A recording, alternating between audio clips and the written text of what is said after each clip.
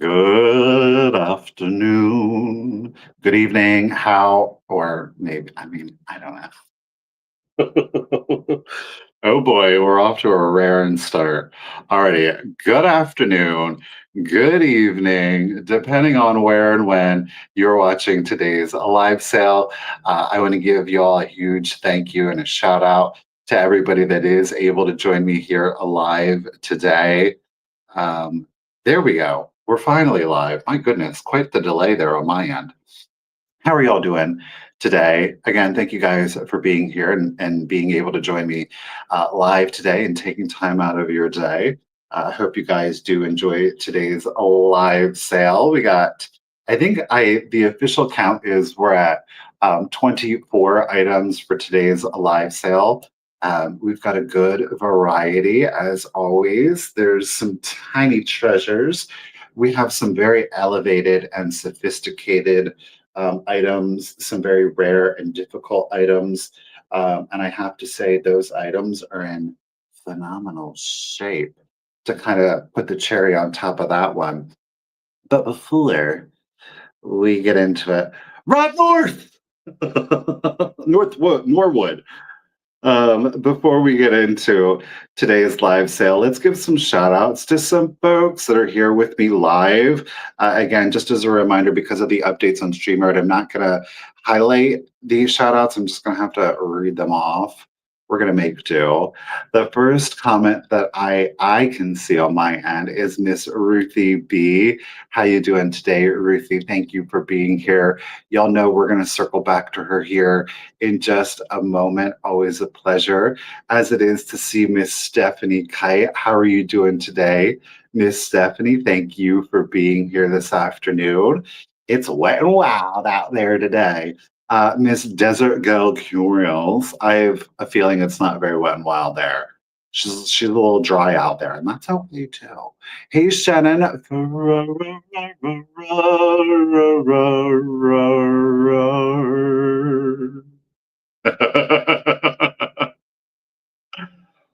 We'll need to take voice lessons. Hey, Danny, how are you doing today, lady? Always a pleasure to see you. It is nice to see you all welcoming in one another. It is a great community that we do have here. Hello, Miss Karen. How are you doing, Miss Karen Gillette? How are you doing today? Make sure to say hello to Gavin for us. Hope you guys are having a good day up there so far. Good evening, Cheryl. I hope that you had a good day today. Remember, Cheryl's over there in the UK, so she's a little ahead of us there. Oh, Miss Joan DeGroat Ives. How are you doing today, woman? Always a pleasure to see you. Meow. How are you doing today, Amy? Hope you're having a good day today so far. Hey, hello again, Rob. Good to see you. Appreciate you. Oh, well, Gavin's here in the chat. Well, hey, Gavin, how you doing today? Whitkin! Whitkin is with us in the chat. How are you doing today, lady? Appreciate you being here. We got Miss Sharon Spencer is with us. Good afternoon, Sharon. Hope that you have had a good day so far. We got Miss Christina. How are you doing today? Reikoles, right? Hold on. Glare. Reikoleski? Am I even close? Christina, I appreciate you being here. Freda B, how you doing today, lady? Thank you for being here. We got Miss Elaine Linney is with us in the chat. Always appreciate you being here. We got Miss Heather G. How you doing today, Heather? Hey, Sandra. Good afternoon. Hope you guys are having. She's working and working. That's all right, girl. We got John, who is the reseller. How are you doing today, John? We got Chris Cruz. Vroom, vroom. Hola from Houston. How you doing today, Chris? Thank you for being here. Close. I was close, Christina. I don't know. Trust me, with my last name, we gotta. I empathize. You gotta take a win where you can get a win, right? You always appreciate him trying, and sometimes it's like, oh, that was an interesting interpretation of it. The comments are scrolling. Hey, Michelle, how are you doing today, lady? Thank you for being here. Joe S is with us in the chat. How you doing today, Joe? We got Debbie Nemford is with us. Debbie M is joining us today. How are you doing today, Debbie? Apologies to anybody that said hello in the chat and I did not give you a shout out. I appreciate you being here. I really truly do. For everybody that's out there watching, hey, Miss Lopez, how you two doing today? Everybody that is out there watching, you haven't said hello, feel free. It's a really good community here. If it's your first time here, hey, that's a huge shout out. Appreciate it. Let us know in the chat. Everybody's going to make you feel right at home. I really do promise that. Hey, Quail, how are you doing today, lady? Miss Gutierrez, we got our Debbie G is with us in the chat. We got both Debbies, G and M. Watch out, alphabet. All right. So today we got a live sale. We got some great things lined up for you. Um, like I said, we do have some really rare treasures. We certainly do. And I'm going to shoot you straight. I believe, yeah, everything is coming out of my collection. Um, obviously Richard and I are moving, and when I say we're moving, we are downsizing, like we are substantially downsizing. For anybody that has checked out the YouTube videos recently, thank you. I really do appreciate that. And you can probably tell it is a smaller space. So space is quite literally at a premium, and hard decisions are having to be made with regards to what is and what isn't being kept. Many of the items that in today's sale, the intention was to keep them, and we have had them in a larger space, but now decisions got to be made, and our loss is hopefully your gain. I do want to let you know, if you're not sitting down, you might want to sit down and buckle up for it, because, like I said, we do have some really nice pieces, and I'm treating them as such. To be quite frank with you, I am going to treat them as such. So, all right, let's get into the nuts and the berries of it all. Sally and cards. So the sale is going to run the same as it always does. I do have some quick claim items. The items that's a fixed price. I will show you the item. I'll describe it. We'll put. Thank you, Karen. I will put the price into.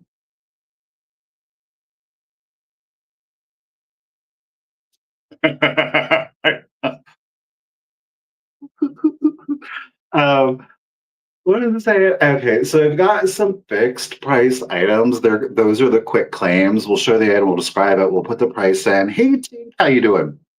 Um, and then I'm going to assign a random number to it, and the person who puts in that same corresponding number, the first person that I see on my end is going to be the winner of that item. Fixed price, simple, right? Hey, H, how you doing?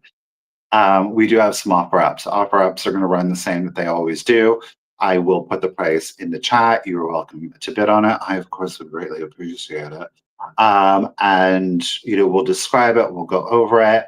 We're going to do a countdown for it. The countdown is going to run the same. It's 20-second countdown. During that 20-second countdown, you got to get your bids in. You got to put in your just in cases, which we are going to be honoring today. Again, as always with the just in case, it's not an obligation. It's not a commitment. It's not something that you have to do. Just know that I am going to be honoring them. If you would like to use the just in case, the most important thing for me is that you have been an active bidder up until that point. And the other thing is definitely want to make sure, yeah, she's on medical leave. Here you go. I don't like that. I'm gonna. She's on medical leave, but she's doing well. She's out and about and driving, so and she can eat solid food. That's what that solid food. That is what would get me. We're so again with the just in case, you can use it if you want to. You don't have to, but I'm going to be honoring it. We do have, and then you of course will see the official bid end. And back with us today as our official bid ender, it is the one, it is the only, it is Miss Ruthie B, who is going to be our official bid ender. Huge shout out to Ruthie for yet again taking time out of her day to help me here on the sale. Lady, I greatly appreciate it. Okay, she got the pumps on. Watch out. She got the pumps on. These heels were made for walking, and that's just what she'll do. Don't let her walk all over you. So get the bids in, get the just in cases in. Sister Friend has got fast internet and she's got fast fingers. So you're going to be racing against her. And yes, a round of applause. I would greatly appreciate it on behalf of Ruthie, who does help make this sale run that much easier. And speaking of people who do help make this sale run much smoother, I'm going to give a huge shout out and a round of applause to our other, it looks like I have highlighter on. I really do. I'm just oily.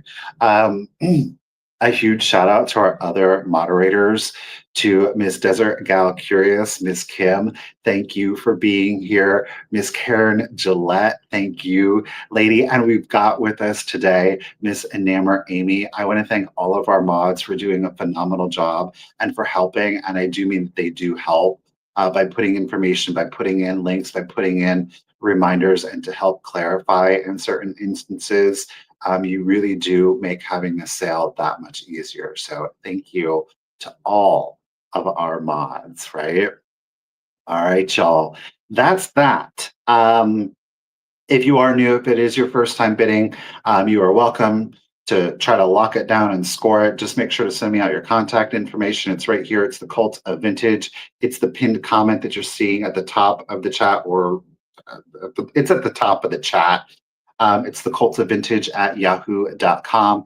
It is, of course, in the description of the video, as is the information that you're going to want to include. It's the same as it always is. It's your real name, if it's different than your YouTube username, your full shipping address, and of course the email address that you use for PayPal. And as a reminder, if you don't have a PayPal, you don't have to sign up for an account. And yes, you can still make a purchase. Just let me know with that contact information that you would like a guest link. I will reply to your email and include a link that will allow you to check out as a guest. So you don't have to sign up for an account, okay?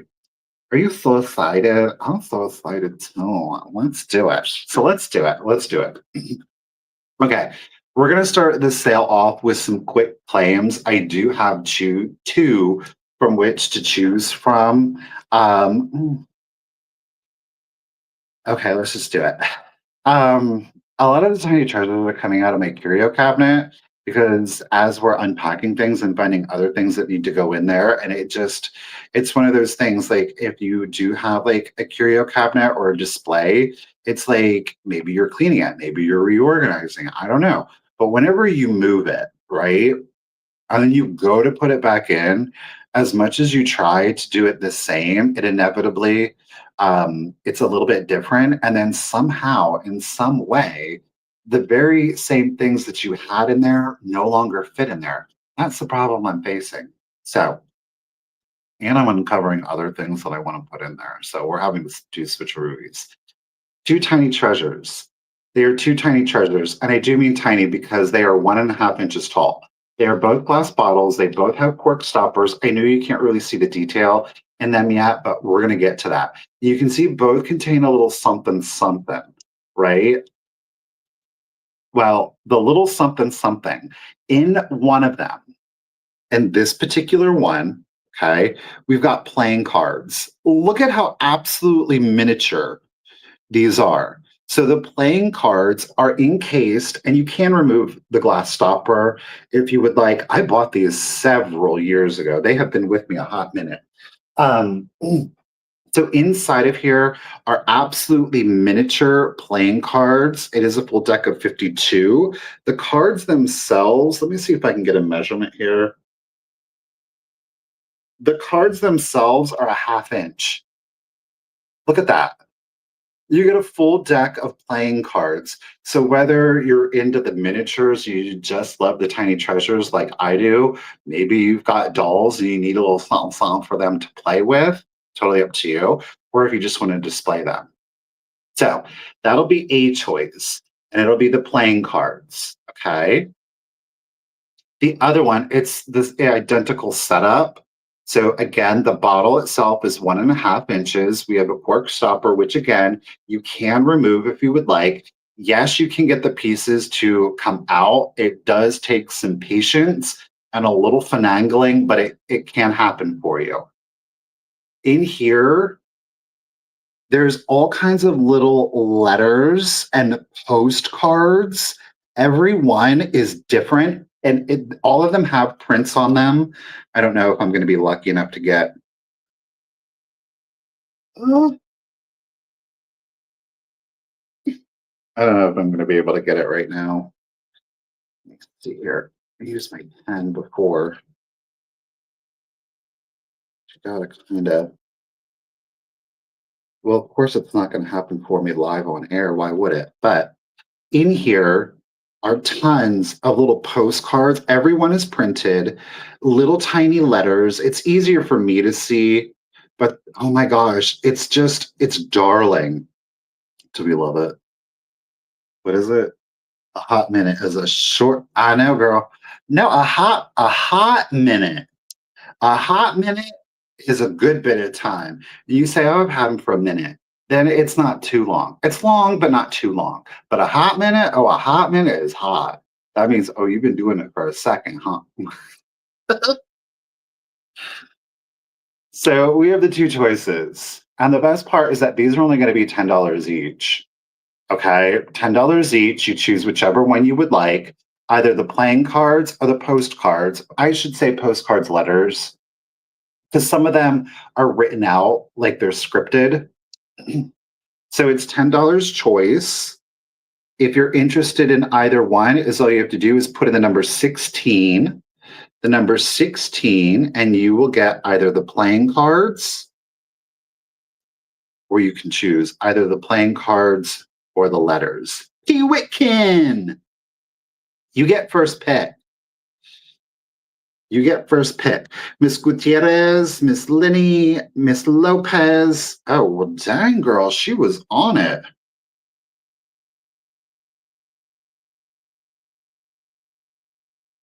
T. Whitkin. T. Whitkin went for letters. Thank you and congratulations. Now we do have Miss Gutierrez. Miss Gutierrez, you know you're not obligated or committed, but I do have the playing cards. If you are interested, you just let me know.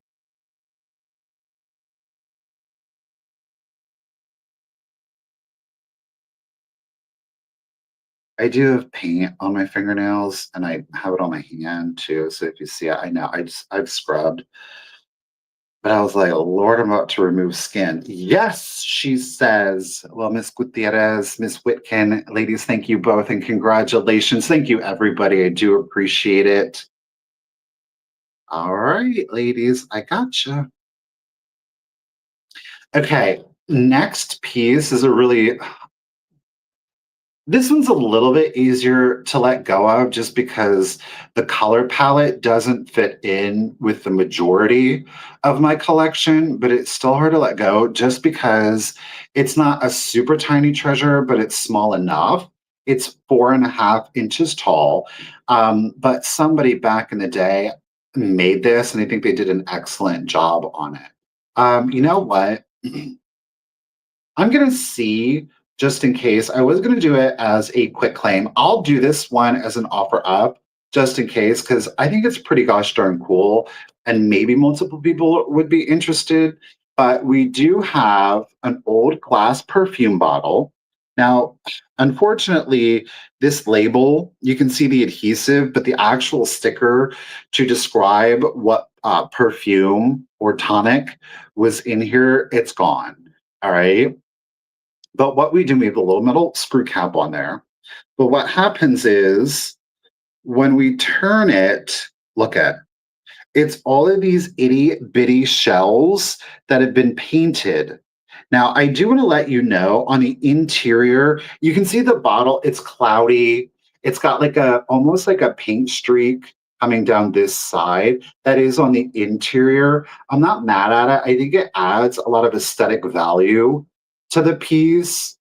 It's very like French country, in my opinion. And a lot of it has to do with like the soft pastels that you're seeing. So we've got a rose, and then we've got all of the greenery, the spray coming down here. But those are all seashells, miniature seashells that have been painted. You will see that they did just do like some paint dots on there just to kind of flush it out a little bit. But I thought that was absolutely darling. 4.5 inches tall. The cap does, in fact, unscrew. So if you wanted to do like a little dried baby's breath in there, I think that would be darling. Very faint, powdery smell on the interior. It's the bottle itself gives like 1920s vibes to it, right? Very angular. It's got like an Art Deco feel to it. I can't say that with certainty. The bottom is marked with an M and what appears to be a mold, number 1D, or no, 10, beg pardon. I know, right, Kim? Back in the day when they didn't have as many distractions, you needed something to fill the day with, and somebody filled their day with doing that. So again, it's 4.5 inches tall. It's a glass perfume bottle. Again, light powdery smell. There is some discoloration and cloudiness. This is your seam adhesive, but some discoloration and cloudiness to the bottle. But on the front, the shell detailing I think is exceptional. It's definitely a one of a kind piece. But if we don't have any interest on that, I'm going to set it to the side and we're going to keep it moving. Okay. Next up, we're going to do a quick claim. This is going to be for both pieces. This is for both pieces, okay? Not one, but both. They are as identical as you can possibly be. There are no chips, there are no cracks to them, but they are the Cranberry coin dot tumblers, okay? Obviously, they are made out of glass. As I said, there's no chips, there's no cracks, there's no flea bites.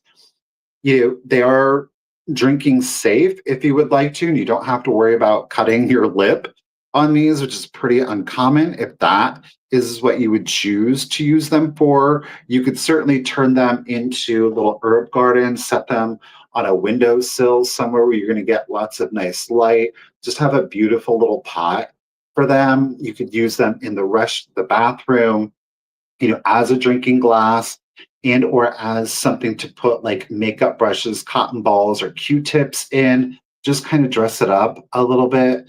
Obviously, while they are clear, they do provide a little translucency. So if you did put like a cotton ball or a Q-tip in there, you'll kind of see it, but it's a little muted, right? Because of the gorgeous cranberry. The tumblers come in at 3.5 inches tall. They're 3.5 inches tall. Use them for votives, use them as risers. Jamie, you would like the bottle. Girlfriend, the bottle is coming to you. Appreciate you. I'm going to write that down. So you don't have to just use the tumblers. Thank you again. A toothbrush, Heather, absolutely. But also as a riser and a display. Okay. So they actually are very versatile. Use them as a small bouquet vase too. Why not? It is for both. It is $20 for both cranberry coin dot tumblers. Okay. No condition issues on either one. They're 3.5 inches tall. This is for both. It's $20. Hey, better late than never, right? $20 for both. For both. Just put in the number 24. The number 24. Number 24, if anybody is interested, and you get both of the cranberry glass coin dot tumblers. Okay. Miss Tink. She's pickled tinkish. Thank you, Miss Tink. Appreciate ya. You are getting them both. Yes, you are. I have got I've got a really hello. It's a really good tiny treasure. I love, I adore, I appreciate, but we're gonna let it go. We're gonna start it off at $25. There are no condition issues to this piece, no chips, no cracks, no little flea bites to it. Thank you. Um, it is, and I mean it is tiny. It is the Sabino glass bird. It's our sparrow in flight. Look at that. That is just the natural light coming through. The wingspan on the Sabino glass bird, it is 1.25 inch, a 1.25 inch wingspan on the bird. So as I said, this is tiny. These are, I've had quite a bit of Sabino glass. I love it. I don't think, in my opinion, that anybody has ever come close to producing opalescence quite like Sabino. Okay. It is etched Sabino on the bottom. If you can see it, I don't know. If you can see this, it says Sabino, it's etched on here on the base. But look at that. Do you see that? Look at how it just glows. You get like that blue and that purple fluoresce to it. I shouldn't say fluoresce. You just get like that hue to it. That's just from natural light. Again, no chips, no cracks. The beaks, the wings, they're all fully intact. Hey, Lisa, how are you doing today? And again, this is the Sabino glass. It is the miniature sparrow in flight. These are just my absolute favorites. And if you didn't know, Sabino, old Sabino, I should clarify, old Sabino actually used arsenic as a way with which to achieve their opalescence. Isn't that lovely? 1.25, no condition. It is Sabino glass miniature sparrow. We started at 25. If there's no interest on that, I'm going to set it to the side. Oh, look at that. So ethereal. I love it. There's no interest on that. I'm going to set them to the side and we're going to keep it moving. Oh, Miss Donita is in it at 25. Appreciate it. Miss Donita, I didn't see anybody else bidding, so I'm only going to do a 15-second countdown. Only Miss Donita can use it just in case. So 15, 14, 13, 12, 11, 10, 9, 8, 7, 6, 5, 4, 3, 2, 1, and a bid end. Just, I mean, oh, it's so tiny. So itty bitty.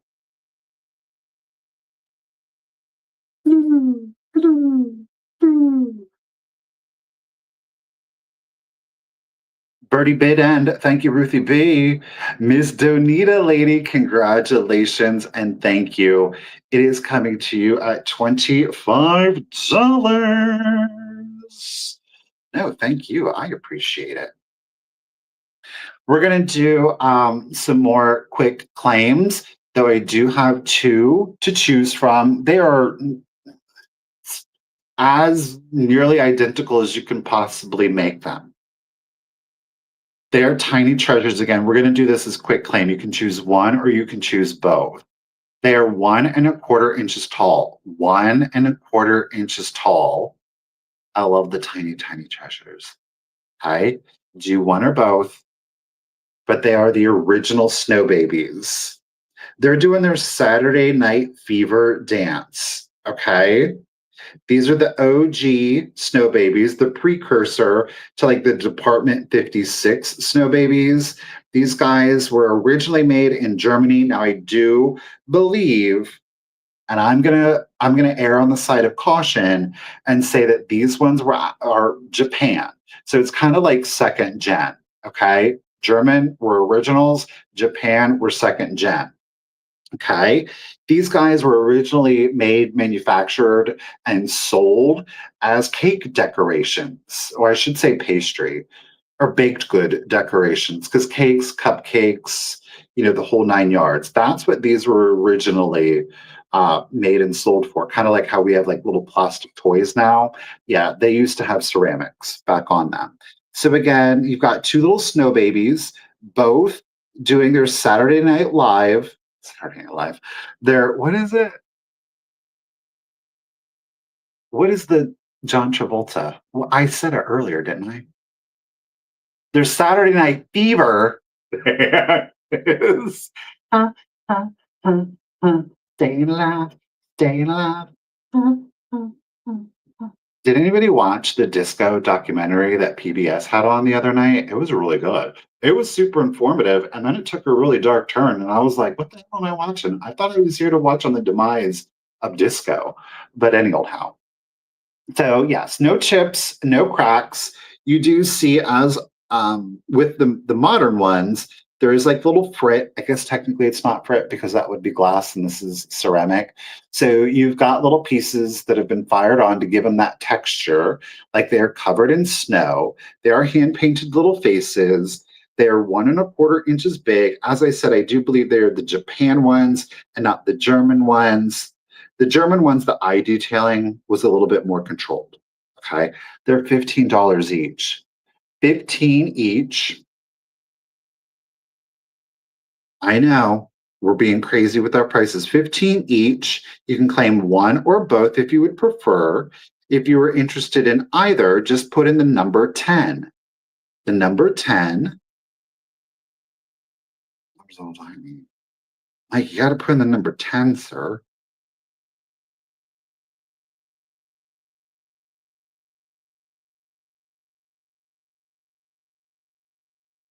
You did, Joan? All right, Mike, I appreciate it, but it was 15 was the dollar amount. So that means Miss Gutierrez. Miss Gutierrez, would you like one or both? Would you like one or both?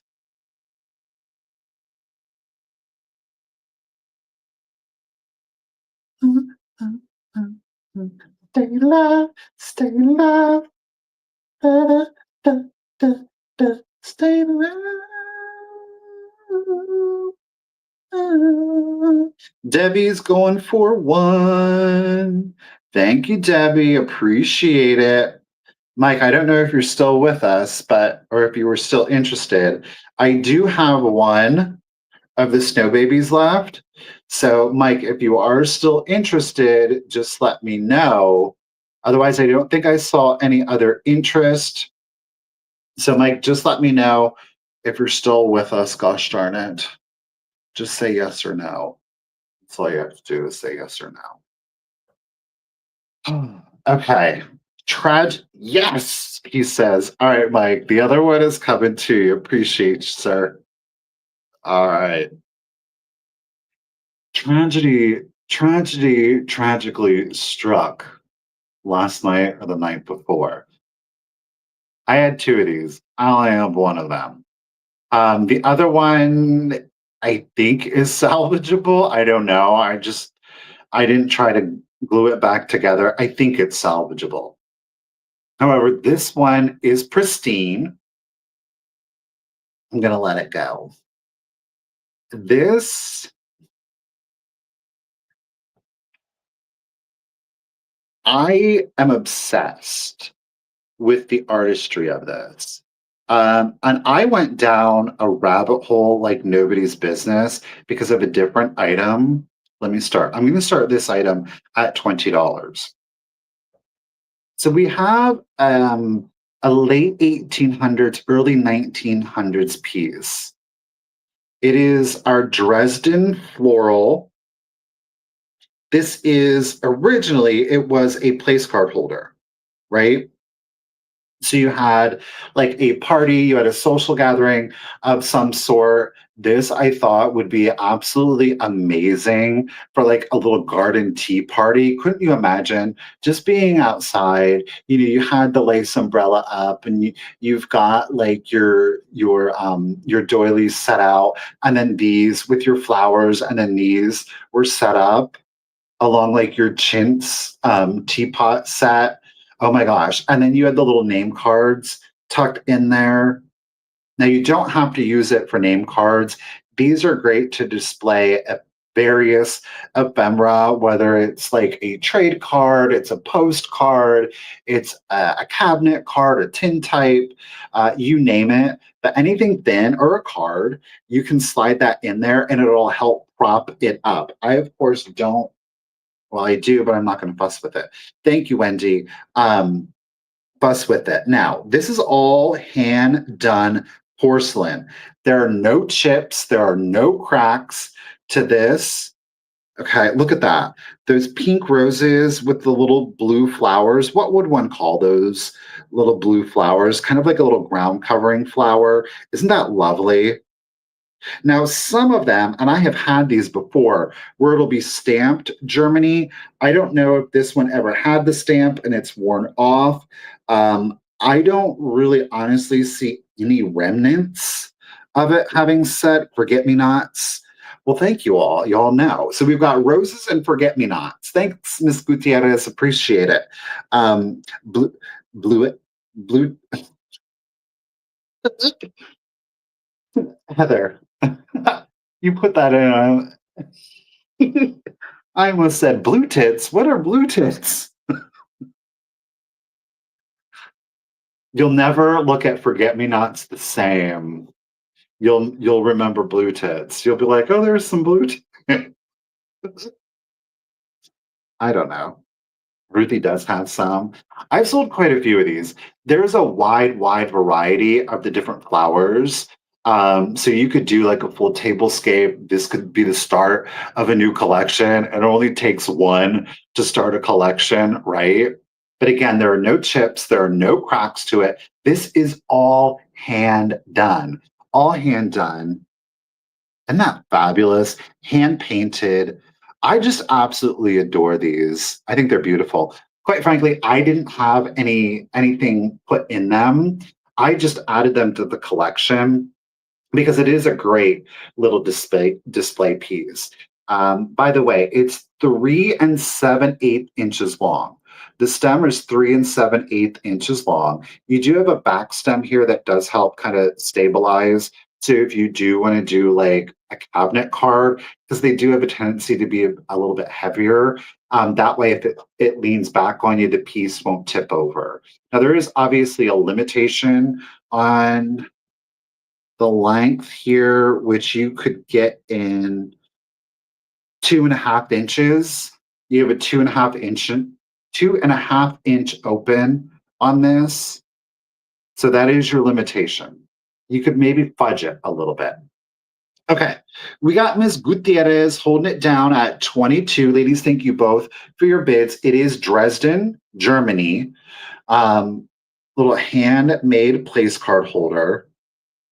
We've got pink roses with forget-me-nots. All right, let's do the countdown. So 20, 19, 18, 17, 16, 15, 14, 13, 12, 11, 10, 9, 8, 7, 6, 5, 4, 3, 2, 1, and bid end. They did some not as intricate ones. It's just like a single flower, which those are nice, don't get me wrong, but I do prefer the more ornate ones. They're just a little bit more display worthy in my opinion. Boo la la la. Bouquet bid and thank you, Ruth B. Appreciate you, lady. Everybody, thank you so much for your bids. Oh gosh. Ooh, I'm scratching. We got some just in cases in play. So Tink and Debbie, oh, both had 35 just in cases, but Miss Tink did get her 35 in first. Thank you, everyone. Almost Debbie girl, but Tink girl, congratulations and thank you. The Dresden floral is coming to you. Isn't that a beautiful little color combination? Great for spring and summer and Easter, especially. That would be super cute. So if you did like a little like an antique Easter postcard and maybe it had the pinks and the blues in it. So that way you could display it. Oh my God, it would be so fabulous if those were down at the bottom and this kind of served as like a 3D kind of like pop out for you. That would be so cute. Oh, Tink, I hope you find one then. Okay. Okay, we've got another tiny treasure. This one is only 1 inch long, 1 inch long. It is set in sterling silver, and apparently it's a pretty hard to get little crystal. Okay. Um, I'm upset. It's one of those things where, it's not like a huge piece and it's not overly intricate, but it's done so well in its simplicity that for some reason it just really speaks to me. We're going to start it off at $18. There's no condition issues. Now, I can't say with any certainty with regards to the date. I can hazard a guess. It is predating 1920 or earlier, because while we are set in sterling silver and sterling is spelled out for you, I don't know if we're going to be able to get it here, but at the top it does say sterling, and then on the bottom it actually says setting. Okay, so it says sterling setting. Clearly, you can see we've got a cabochon here without a back, so it does allow more light to get through. Really important, I think, on a cabochon, especially on a crystal or a gemstone that has a lot of translucency to it, because you get that color. Do you see what this is? Do you know what this particular stone is? You see the red, do you see the green, and there's a little bit of purple color shift to it? They call it dragon's breath. Isn't that fabulous?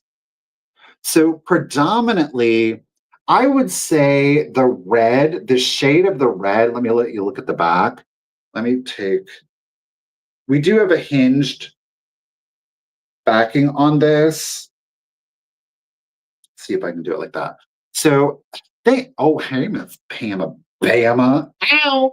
Um, the red on this particular it's like in between a ruby and a garnet, right? The hue is in between a red and a garnet. Now we're not getting the color shift here on the back, but when we rotate it, that's when we get that full dragon's breath effect to it. And that's where you're going to see that green and a little bit of like a violet to it. It's a really interesting color combination. And I mean, who would have thunk it? So again, it's 1 inch in total length. We've got a dragon's breath cabochon. It is a small little brooch, and I do mean small.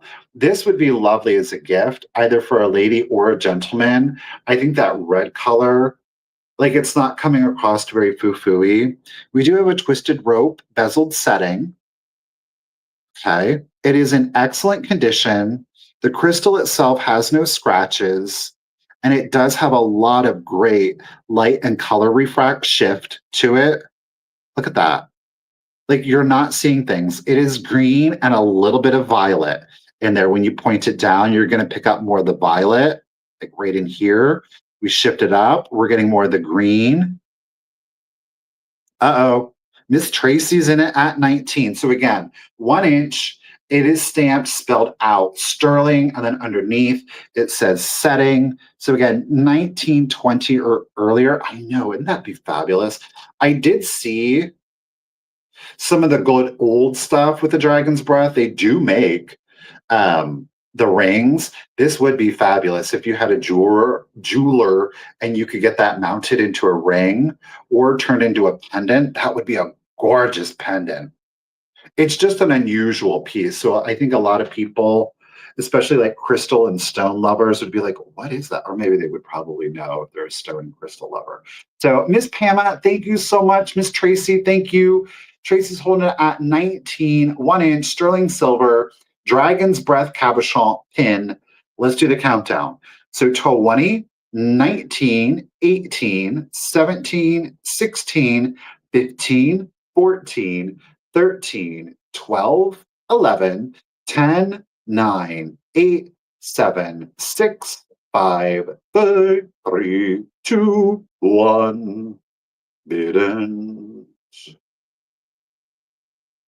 You could almost do it as a pendant now. I mean, obviously, like the pin does stick up a little bit, so I would be mindful. If you put it on a chain, you might catch yourself.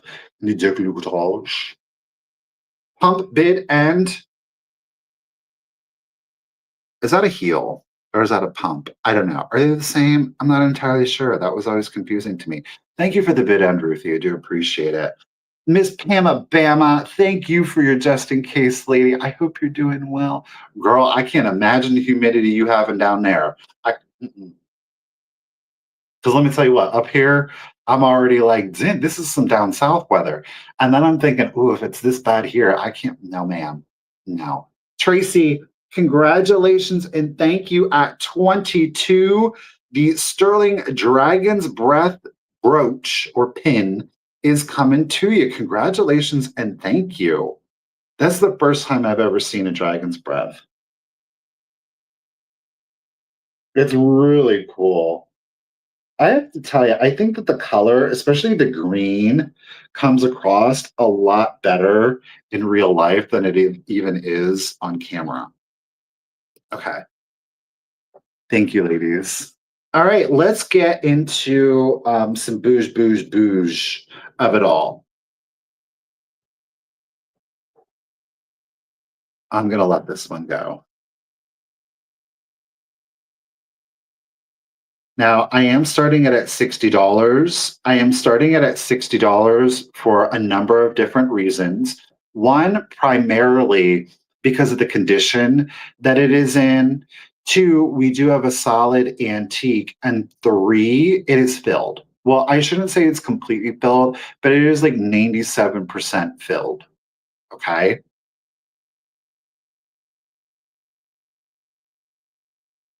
It is our, and this is dated 1881. It is the album itself is dated, not the photos. It is 1881. It is an embossed leather miniature photo album.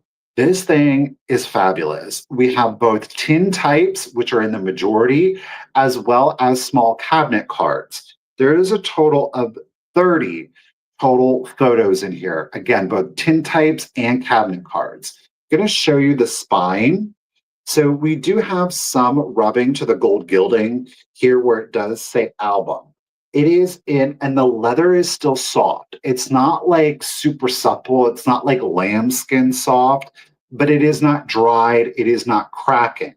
Okay. We do have somewhere to the gold gilding here. All right. Look at that. Ooh, isn't that color and that brown leather? Now, there is your spine. The front and the back are identical. Look at this. Look at that.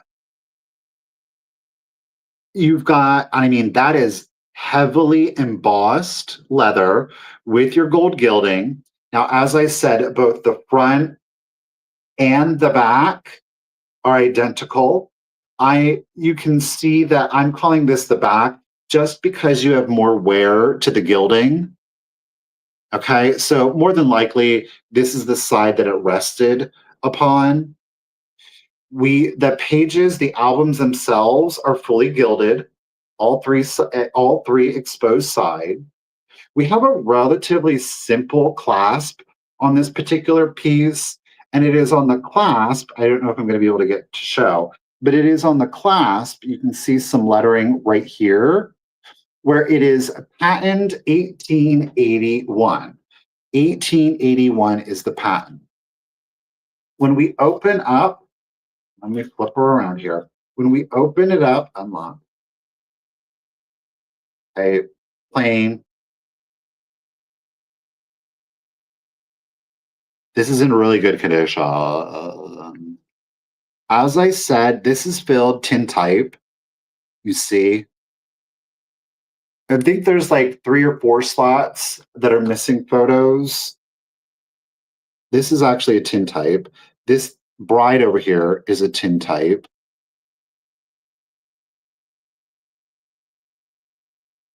We do have a spot missing. As I said, there is a total of 30 photos, both tintype and cabinet card. Tintype, easy way to tell is the reflection. Empty. One side is empty. Here you've got, your cabinet card. This lady here is more of a cabinet card. Tintype. Look at his hat. Empty slot.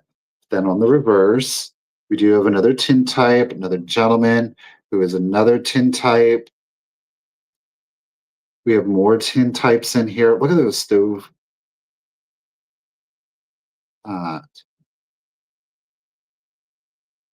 a small tin amber type because it is blushed.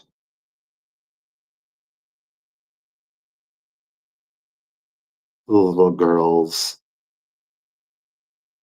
And more of the tintypes.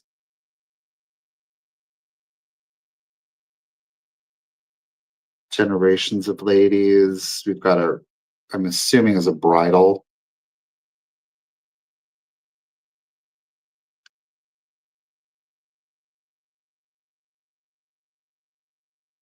Now, I don't know if the photos in this, if somebody put them in there. We have a small gem type in here, which is pretty fabulous. So there is some water damage to it, or like your cabinet card. Look at, and we still have all of these to go.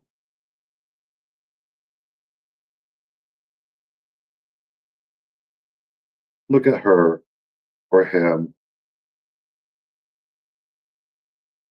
Could you imagine wearing all that clothing?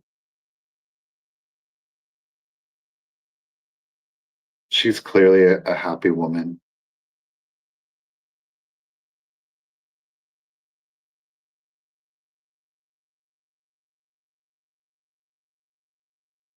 Keep going. We're almost there. I love the picture frame on that photo. And there we are at the end. Okay. So the binding on this, very tight, full embossed, dark brown leather. This is fabulous.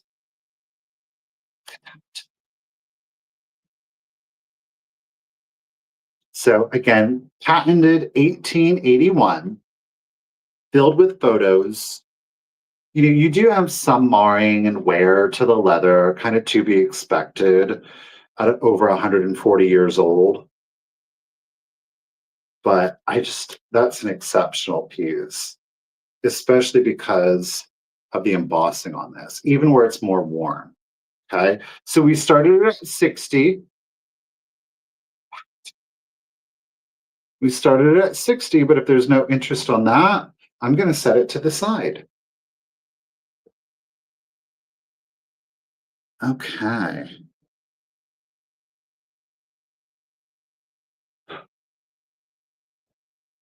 Next up, probably one of the rarest things that I have yet to have brought in to a live sale.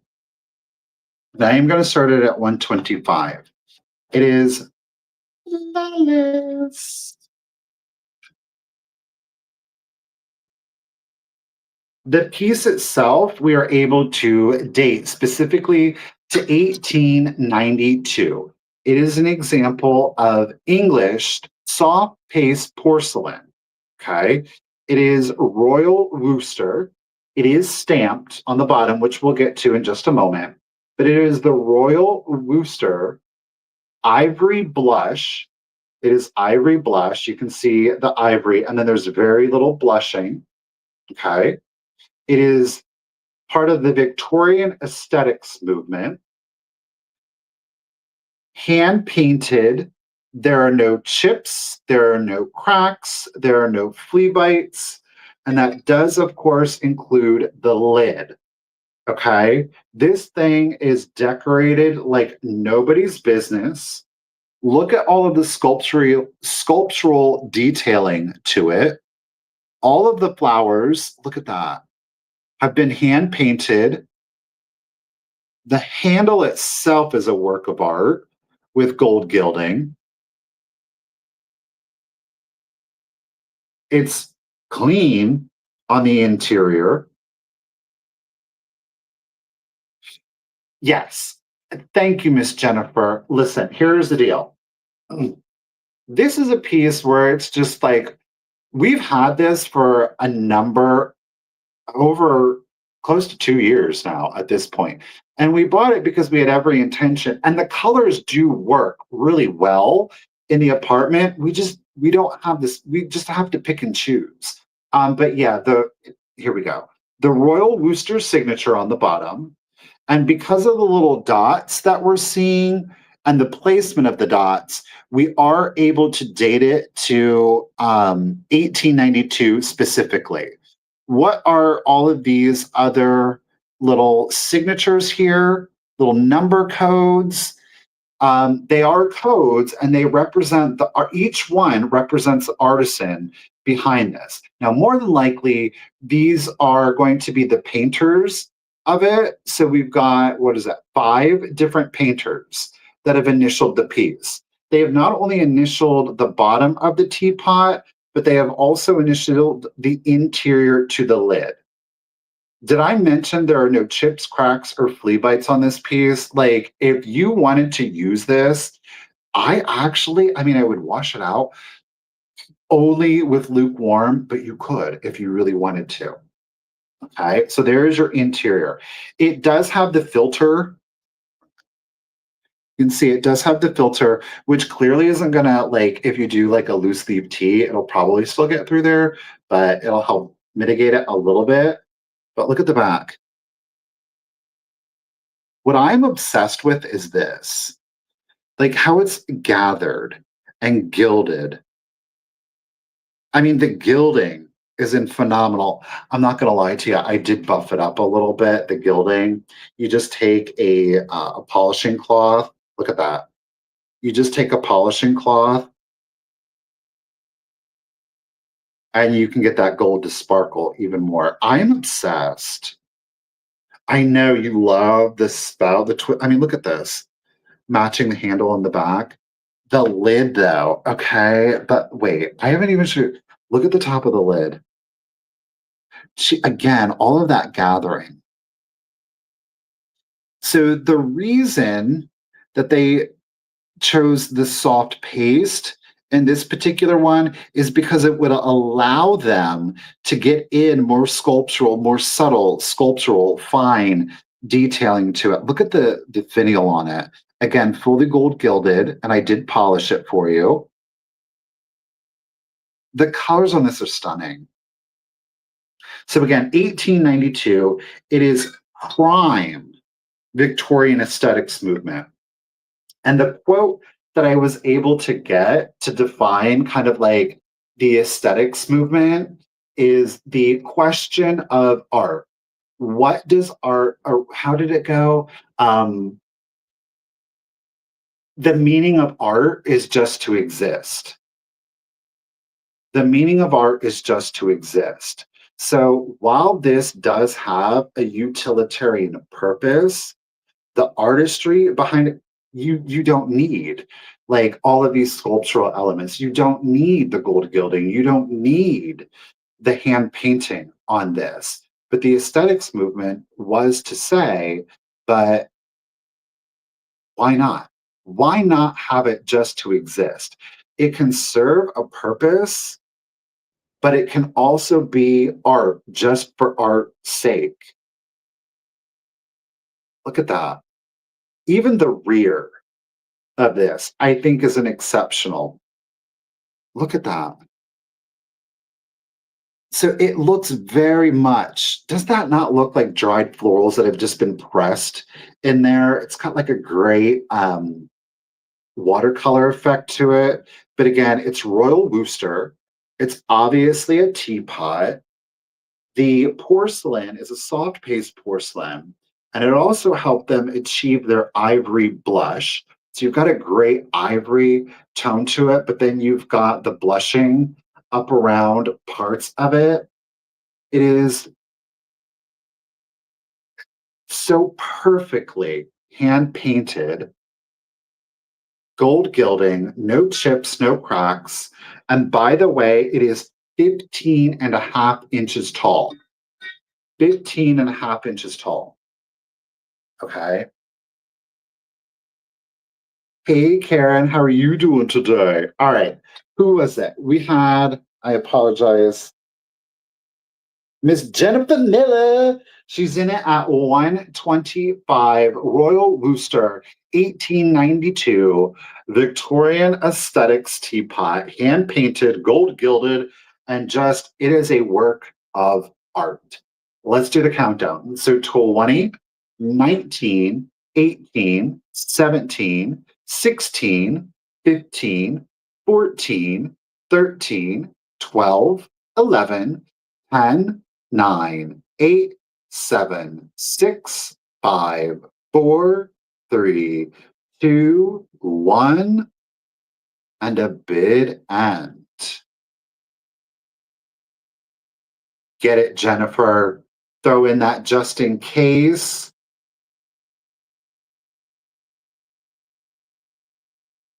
You got it. Thank you, Ruthie. We got our bouquet bid end. Thank you. Jennifer, congratulations.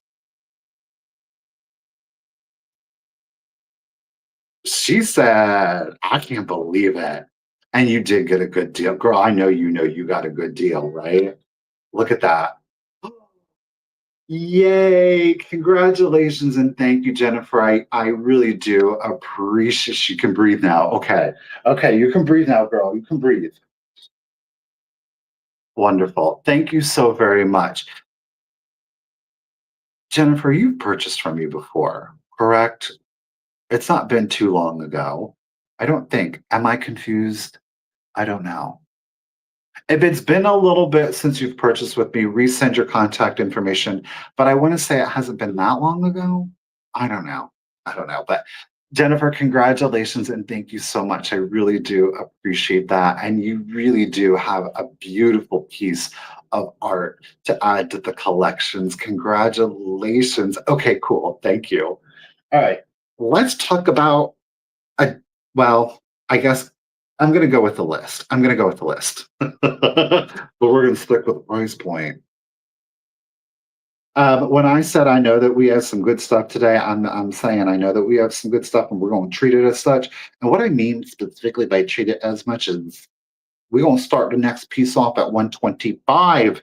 Now, this is for a specific kind of collector, maybe, maybe not. I don't know. So I love antique toys and I love antique dolls. And I think, I don't think many of you are not going to be surprised with the fact that I kind of like the dolls that are a little unsettling. A lot of times it has to do with the condition of the piece, but the next piece that we have is in phenomenal condition. And I'm going to be doing like a my doll collection video, which it really runs from antique to contemporary. And this one isn't so creepy. I mean, some people might be, honestly, Shannon, some people might be creeped out just by this one, but I don't think this one is creepy. It's one of the pieces that a lot of doll collectors they love. I think that this is probably, not to toot my own horn, but probably one of the best examples of it. And a lot of it has to do with the face painting, right? The face is really where it's at. Well, here we go. Not only do I have a giant China doll, but we have the little boy with the brunette hair. Look at that. So German porcelain, 15, this is not a tiny treasure because he is 15.5 inches tall. 15.5 inches tall. Look at his nails are even painted. Look at his little toenails are painted. There's no chips, no cracks, no flea bites to this little one, this big one. But what I will say is, and I identify with this, and it was one of the reasons why I was so attracted to it, is that you'll see there are paint speckles on his face where especially like on my nose, I've got those moles. So while it is part of kind of like a manufacturing defect, if you will, I honestly really think that it adds aesthetic value to him. Like he's got little moles on his face. Like it's not distracting. Now you will see on the body, we do have, and they're all under glaze. These marks are all under glaze, so they are not going to be removed. Okay, yes, Kim, he's got the farmer's tan, which is classic to these. They painted, from the collarbone and the head, but then the body would just be in the white porcelain. Okay, how unfortunate where the little stem came from. But I guess I mean it's pretty accurate, right? Isn't that fabulous? So again, it's our German china doll or porcelain doll. It's the same thing. It is fully glazed. As I said, we do see some brown paint speckles on the face as well as on the body. It is under glaze, so they are not going to be removed. But again, I really like it. I think that it adds a lot of aesthetic value to him. And again, he is a brunette. Okay. You got to be careful of these because, and it's not so bad, but like they did make Japan ones, which are fine. And just like with the snow babies, it's all about that face paint. The Japan ones, the faces, um, they're not as refined. I mean, bottom line, they're just not as refined. Okay. So again, he is an original German. He is 15 and a half inches tall. So, they make the very tiny ones. Here's your largest example. No repairs, no chips, no cracks. And he does stand very well. He is a very stable stander if you don't have like a doll stand, but he is an excellent stander. Okay. But if we don't have any interest on him, I'm going to set it to the side and we're going to keep it moving. Look at that face. Isn't that fabulous? He is definitely well nourished. Yes, he is. He was definitely well nourished. Okay, let me get a hold of him good. Okay. Oh, come on, porcelain baby, goodbye. All right. Oh, I do. Well, I'm glad someone's paying attention. Thank you, Pam. Mike, my apologies. Mike is in at 125.99. All right, let's just do a 15-second countdown because I only see Mike. Well, I didn't see Mike with the bid, let's be honest. Let's do the countdown 15 seconds. Only Mike can use the just in case. 15, 14, 13, 12, 11, 10, 9, 8, 7, 6, 5, 4, 3, 2, 1 and a bid end. I was just seeing if y'all were paying attention. That was it.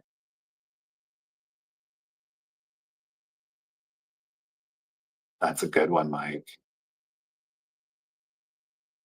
Oh, there he is. Little brunette bid end. Thank you, Ruthie B. He's my little twin. Mike, congratulations and thank you. He is coming to you. Appreciate it. Thank you. He can lord over all of your other China babies. Okay, let's jump back. Again, I'm not gonna lie to you. I had this next piece and the teapot. It was on top of my curio cabinet, and I have some other pieces up there, and they're all in like that blushed ivory. It's the soft ivory glazes, and I was like, oh, I really love it.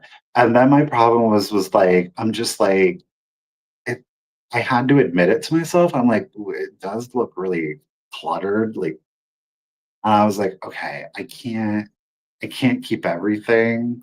So the teapot and this next piece are something that I'm going to let go of, but it is gorgeous. Okay.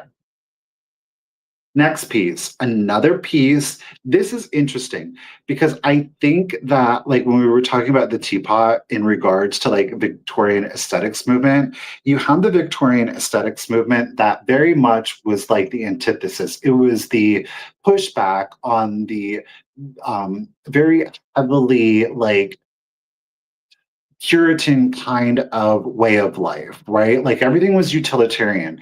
It had to have a purpose and it didn't need to be ornate because it was just a distraction from the utilitarian to it.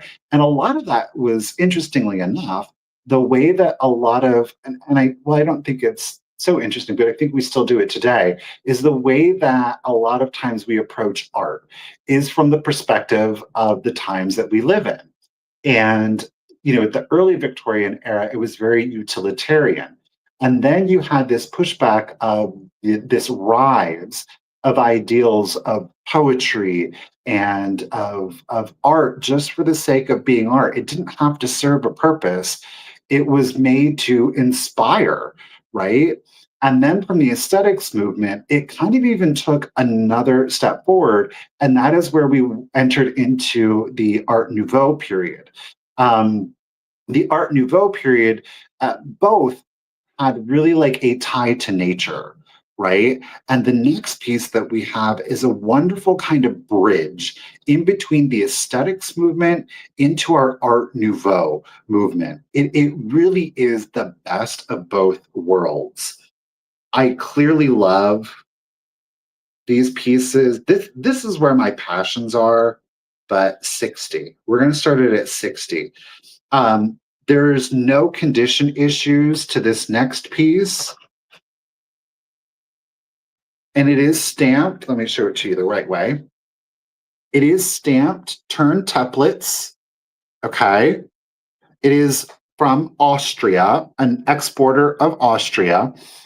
And turnteplets worked with a variety of different individual artisans as well as more well established Austrian businesses. Okay. This particular one, you literally are getting two of the best because turnteplets really only exported what they felt, in their opinion, was kind of like the best of Austrian artistry. And one of the most commonly accepted kind of like, oh, it's that company is Amphora. Okay. Amphora is two things. One, amphora is the shape of a vessel, can be, which this piece does kind of like, it alludes to that shape, the traditional amphora with the two handles on the side and kind of like that hourglass body to it. But amphora was also an artisan company, and guess, oops, where's it at?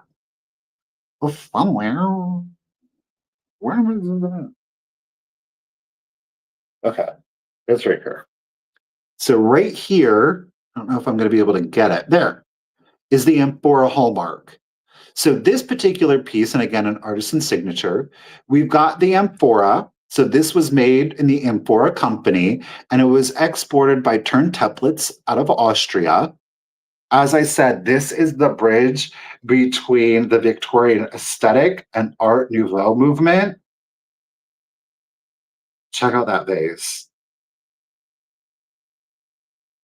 So again, very much reflective of the traditional amphora vessel with regards to the actual structure, the shape of the piece. But it is also made by the artisan house Amphora, and again, exported by Turnteplets. You can see that aesthetics movement with the detailing, very organic detailing that runs around the mouth and a little bit into the body of the piece, but you have a much more organic feel. Look at these handles, gilded to the gods.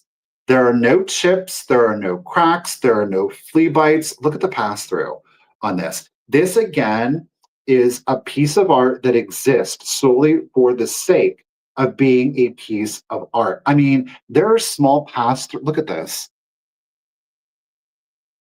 Look at that. Look at that gilding.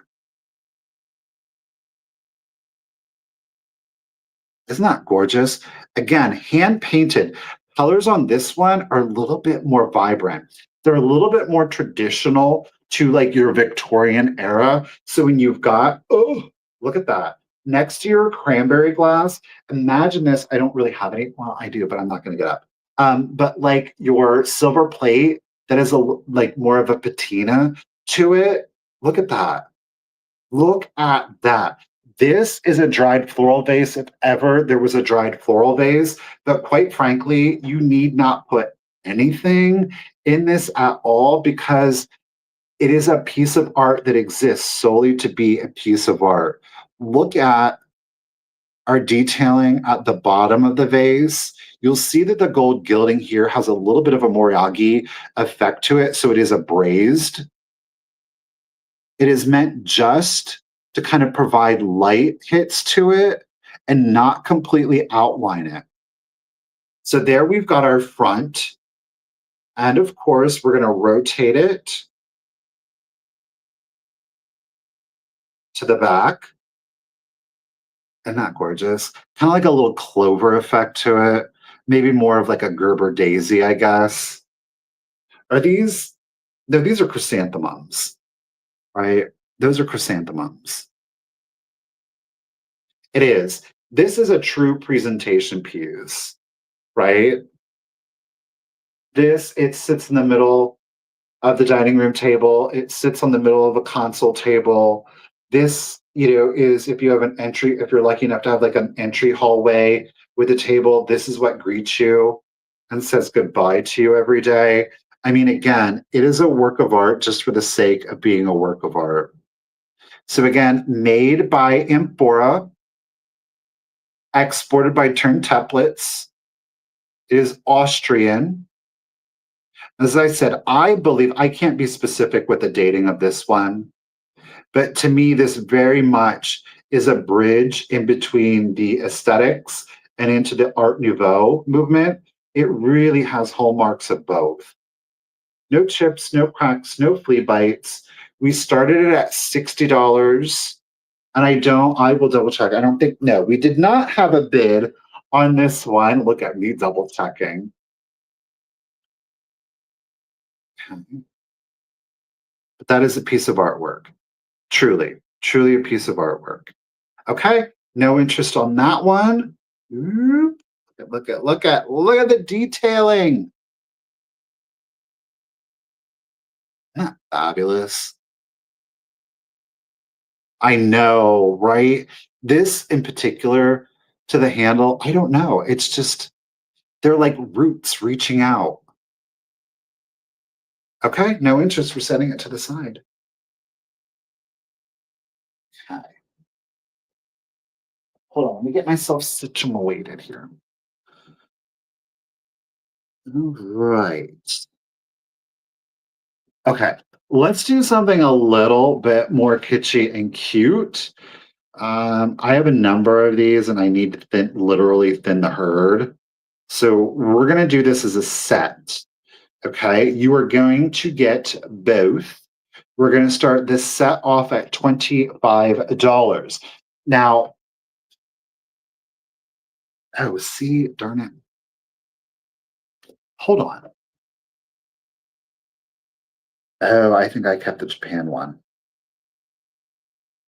Yep. Okay. You're going to get both of these. Okay. You're going to get the large and the small. The large is the sheep. It is in excellent condition. Look at that. He is stamped Germany. Thank you, Heather. Appreciate it. So this little sheepy is marked Germany. There's no condition issues to him. There is some discoloration, obviously, to the wool here. So he's more of like a cream instead of like a stark white. Though the composition face is in excellent condition. Again, there's no breakage, no repair to the feet. So you're going to get the larger of the two. The large one is 4 inches tall. Okay, 4 inches tall. But then you are also going to get the small one. Again, the small one is free of condition. See, I'm not crazy.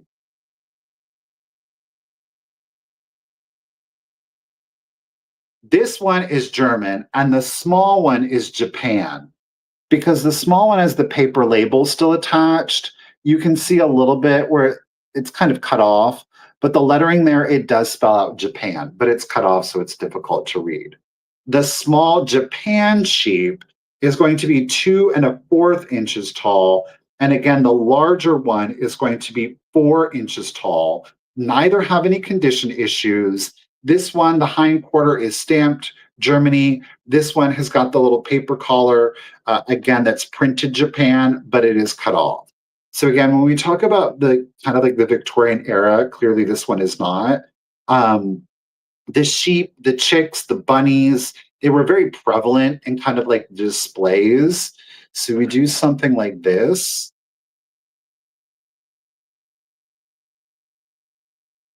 I just love it. And then if you had that Easter card or photo there with it, just to set it off, and then you just see everything inside of a glass cloche and you just like elevated it. I mean, it's just exceptional. It really, truly is. Thank you, Miss Pama. So again, this is for both. It is not for one. It's not for choice. You are going to get both of these. Let me set this down here. Large one is 4 inches. And I got to move his tail here. It's this particular leg. You can see here, stamped Germany. Honestly, H, I leave these out year round because it's just got that vibe. I'm going to leave the tail kind of tucked back up in there. You can pull it out if you prefer. And he does have his little straw grass collar there.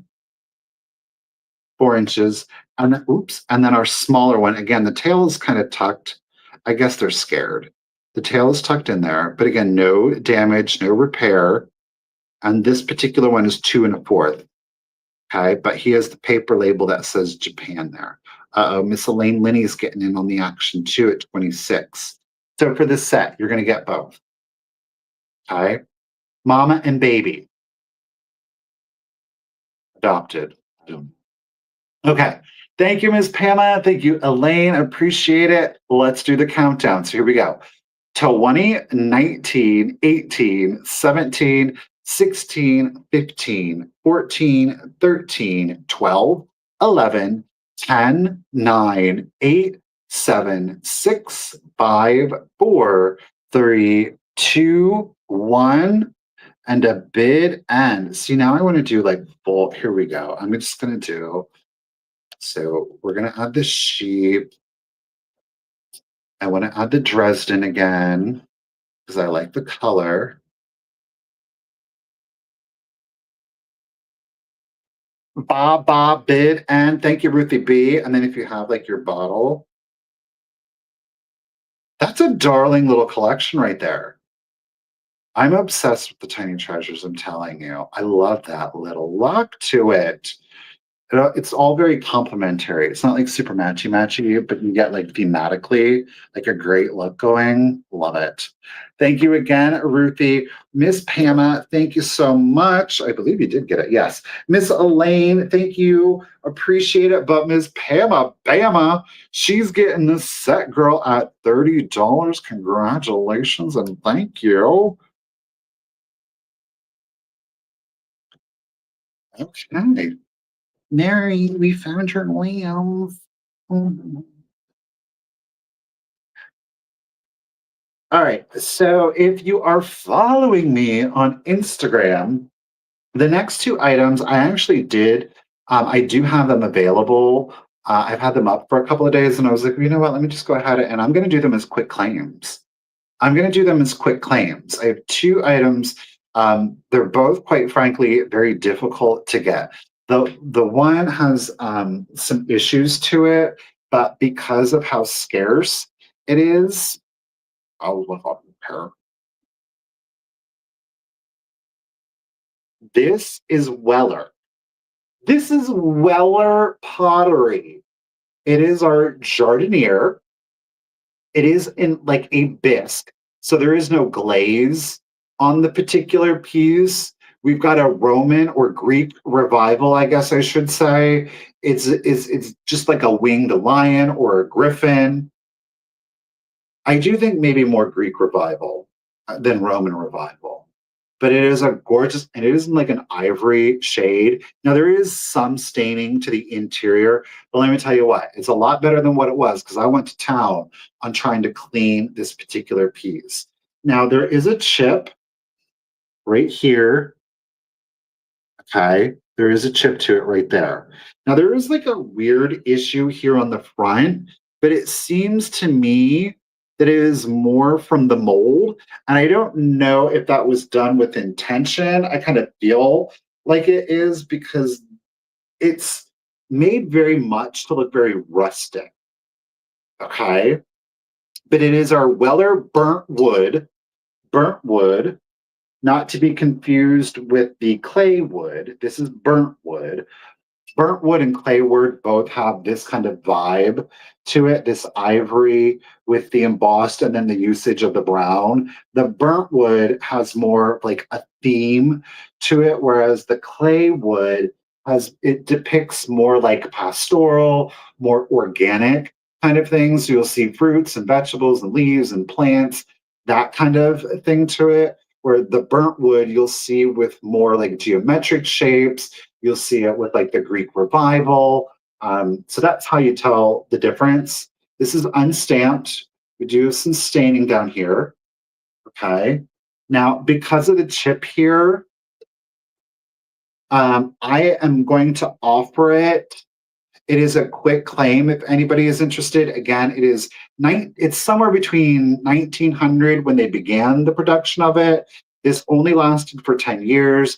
So it is somewhere between 1900 to 1910. So at a minimum, the Jardinier that we're looking at is 115 years old. Could be up to 125 years old, somewhere within that decade, okay?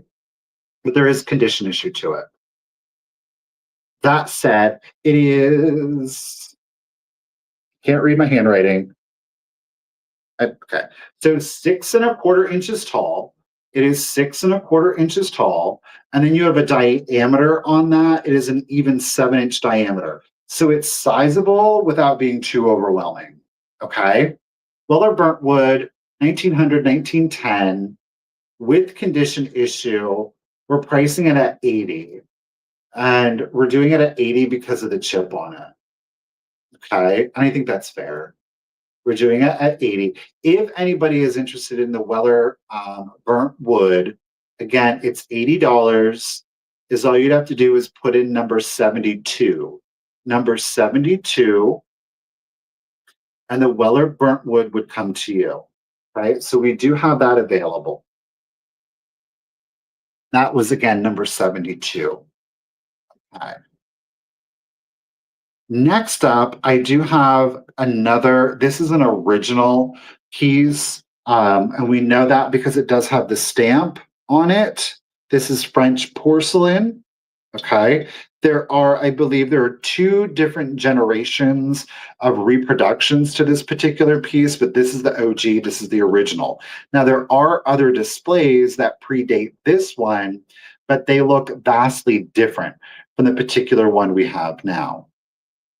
Okay. So easiest way is you just want to look for the stamped, okay? It is the Pierrot Gourmand. It is the French chocolatier. This is a sucker display.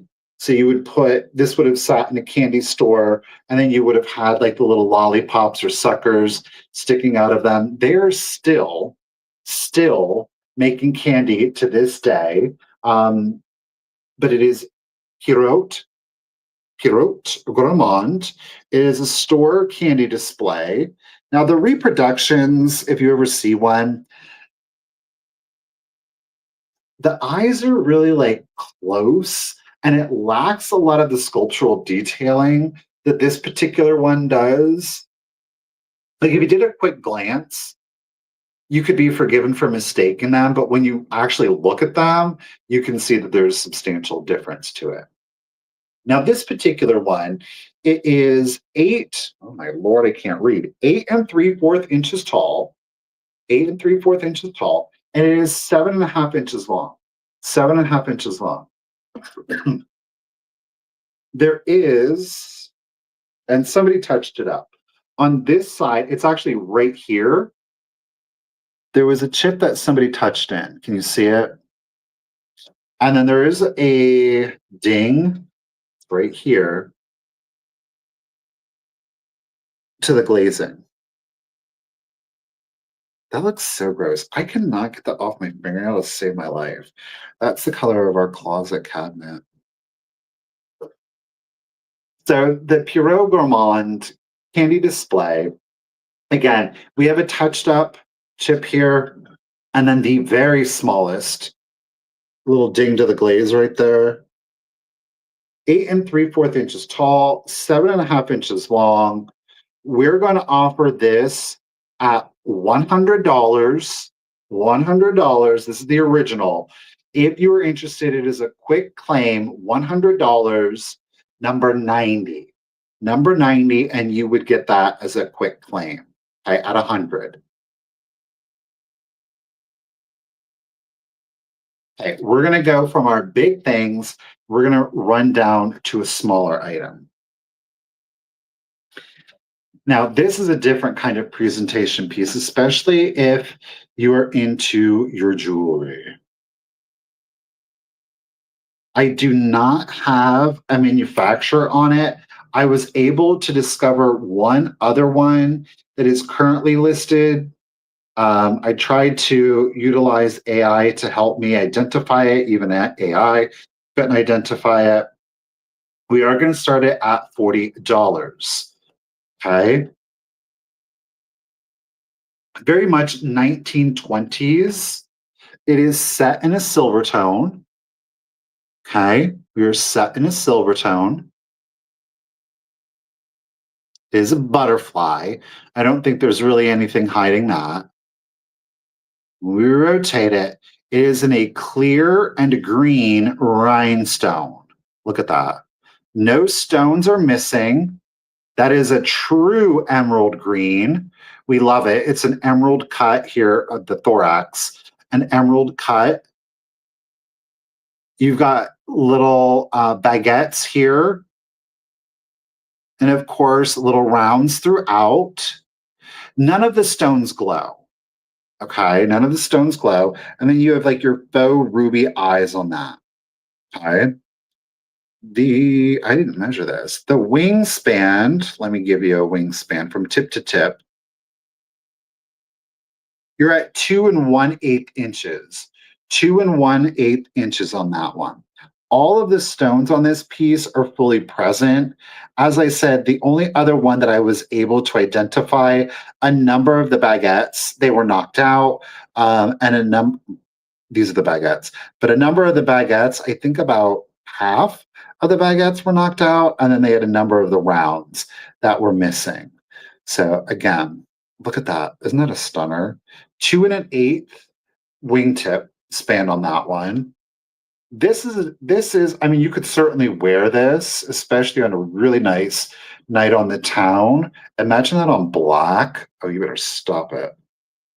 Obviously, I'm wearing a navy blue. Ooh, wearing a navy blue. Hey, Suzette, how are you doing today? Suzette, you want the photo album? You can certainly have the photo album. Let me just, y'all get to stare at this like this, because Miss Suzette, I'm going to write you down, girl. Miss Suzette, the photo album is coming to you. Thank you.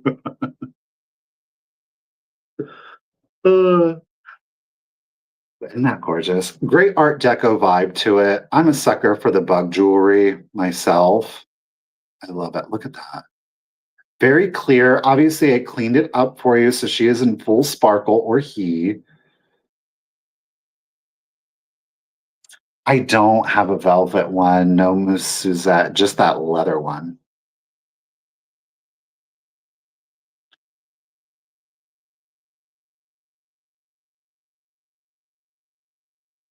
So, okay, let's do this. Miss Suzette, this is the only album, and this is an embossed leather album. Okay. So okay. Very good. Just okay. I'm gonna make okay. We're good. We're girl, we on the same page. Choo choo. Okay, so back to our butterfly bug brooch. If there's no interest on that one, again, we started it at 40. It is in excellent condition. I'm going to set it to the side. Okay. I know. Suzette, girl, that I don't know if you had the opportunity, but it is filled. The this is 20s, 30s. This would be from the 20s, 30s. Um, Sometimes I forget to say things. But it is not hallmarked. Like I said, I tried to use AI to look it up. Somebody else had one. It was pretty roachy, but it is what it is. But anyhow, I have no idea what I was just going to say. So, c'est la vie.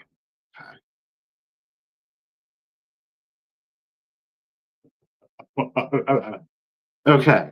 Next up, we have got this is like, I'm going to call it a salvage piece just because I simply don't know what it was originally intended for. But oh, it's filled with tintypes. It's filled with tintypes. I don't know if you got to see that part, but there's 30 total photos in it. There are a few of like the cabinet cards, but the vast majority, like I think it's like missing 4 photos total out of the album. And so out of the 30, like 24 of the photos are tintypes, one ambrotype. There's one that has a little blushing on a boy's cheek. So, I mean, excellent score, lady. Okay. Next up, we are doing, I know I do too. We're going to start this piece off at $20. It is solid brass. It's got some great weight to it. This is Egyptian Revival. I don't know what it was originally intended for, and I didn't care because I think it makes an excellent display piece, but check it out. Oh, it's our Sphinx. Look at that. Now, there is a bend back here. Can you see it? I can't imagine what bent that. I mean, it is solid brass. It is not stamped. Got some great reticulation going through here. Look at that. But look at your Sphinx lady.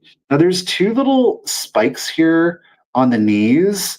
I don't know if that was part of the casting, if something else was here. I'm unsure. I don't know what this is. See, this is threaded. So if you don't like this, which quite frankly, I think it's a little distracting, we can unscrew this, right? And then that becomes your piece. So this is almost like a little hat, if you will, but again, it's threaded. So you can display it like that. Isn't that fabulous? Look at that. This is hard to get. Like these kind of salvage pieces, and she is a true Sphinx because she's got the tail, the lions, the body of a woman, and then her arms are the wings, right? So Egyptian revival. Thank you, Tracy. So again, if you're like me, okay, what you do is then you just take, especially your sparklies. Let's have this one too. This will be coming up.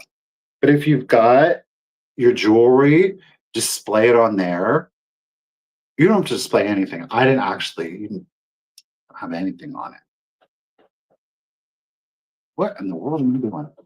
Ah, hold on, you guys. Okay, so with her hat on, thank you, Tracy. With the hat on, which is of course how I will send it to you. Oh, let me do this. So let's see, it's threaded here on the back. With her hat on, she's 5.5 inches tall. 5.5 inches tall. Get the threading back on. Boop, boop, boop, boop. I don't know. I have no idea what it would have originally been for. And I didn't care because I was like, that's freaking epic.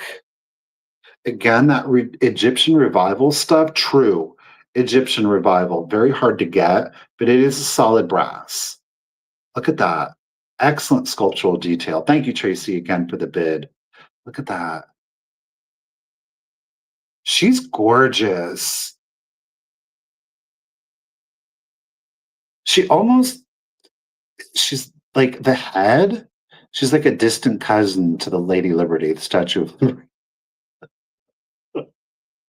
It's her Egyptian cousin. All right. Miss Tracy has got the bid at 20. Again, with her little hat on, it's 5.5 inches. I'm just calling it brass salvage, but it is, again, Egyptian Revival. You know what? There's like a little threaded piece right here in the tail.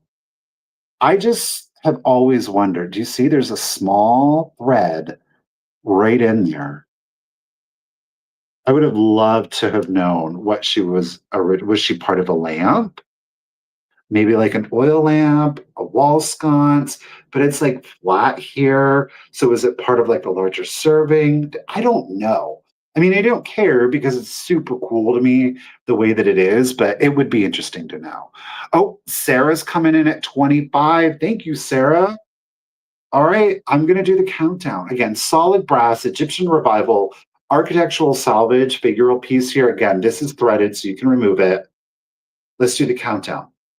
So 20, 19, 18, 17, 16, 15, 14, 13, 12, 11, 10, 9, 8, 7, 6, 5, 4, 3, 2, 1, and a bid end. And I have to say, like in real life, I don't know if that was done intentionally. It's like perfect. Like when you look at it and like it is perfectly, I don't know. I just really wish I knew. Oh, y'all are like thinking alike in the just in cases today. It's a little eerie. Thank you, Tracy. Thank you, Sarah. Tracy girl, almost, almost. Sarah girl, you got some fast fingers because you got it in right before that queen bid end. Thank you, Ruthie B. Miss Sarah girl, congratulations. What an excellent score at 35.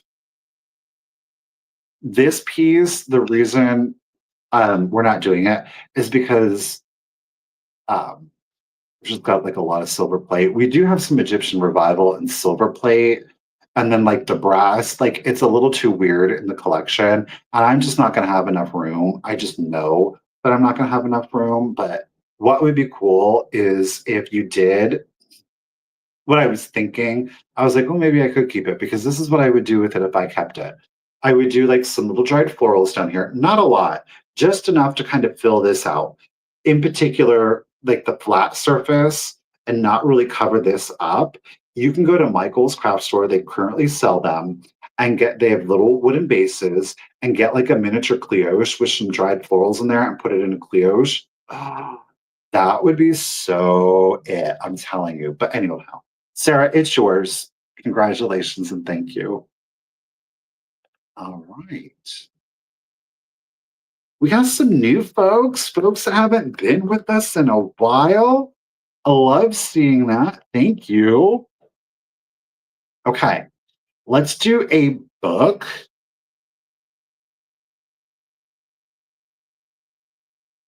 Oh my gosh, the flea market's this weekend. Are you guys coming in? Did you book a room? Are you not? I don't know. I remember, I forget now. I think so. I think we are. Thanks, H. Okay, next up. I'm just gonna sell it. Let's just do it. I love this. I love the cover to this. I'm gonna start it at $18 dollars. Almost, almost pre-Civil War. Y'all,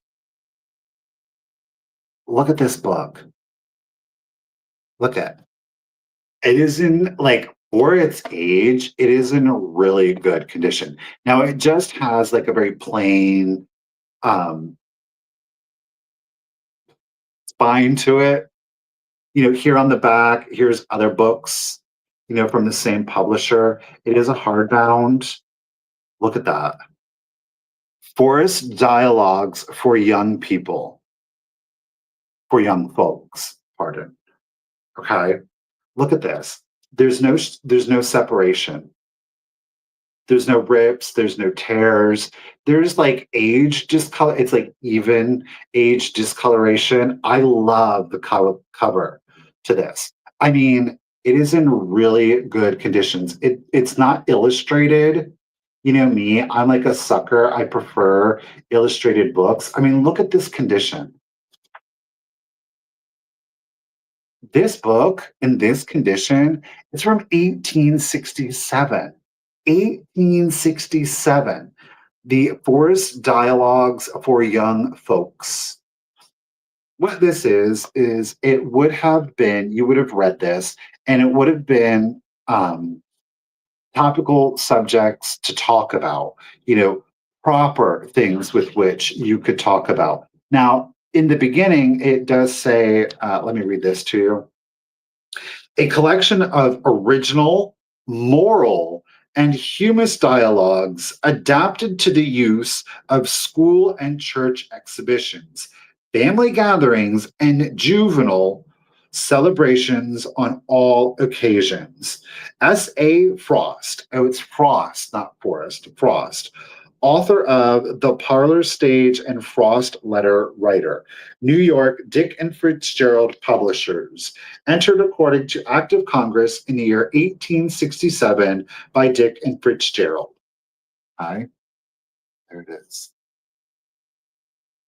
So one would read this and then be able to hopefully in some way remember the subject. So that way, when you went to a social gathering, you would have something worthy of conversation that wouldn't be, upsetting or derogatory or ill-humored. Um, the one of familiar dialogues having been long felt, the author of the present little work thrusts that the effort made will meet with the favor of the public.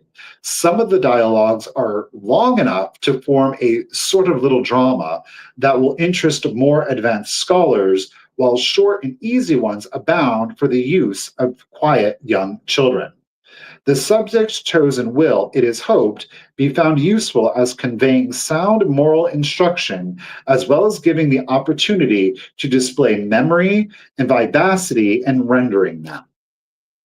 We've got such topics, such conversational topics. Is the novel reading, the bound girl, writing a letter, the wonderful scholar, slang. Ooh, let's do it.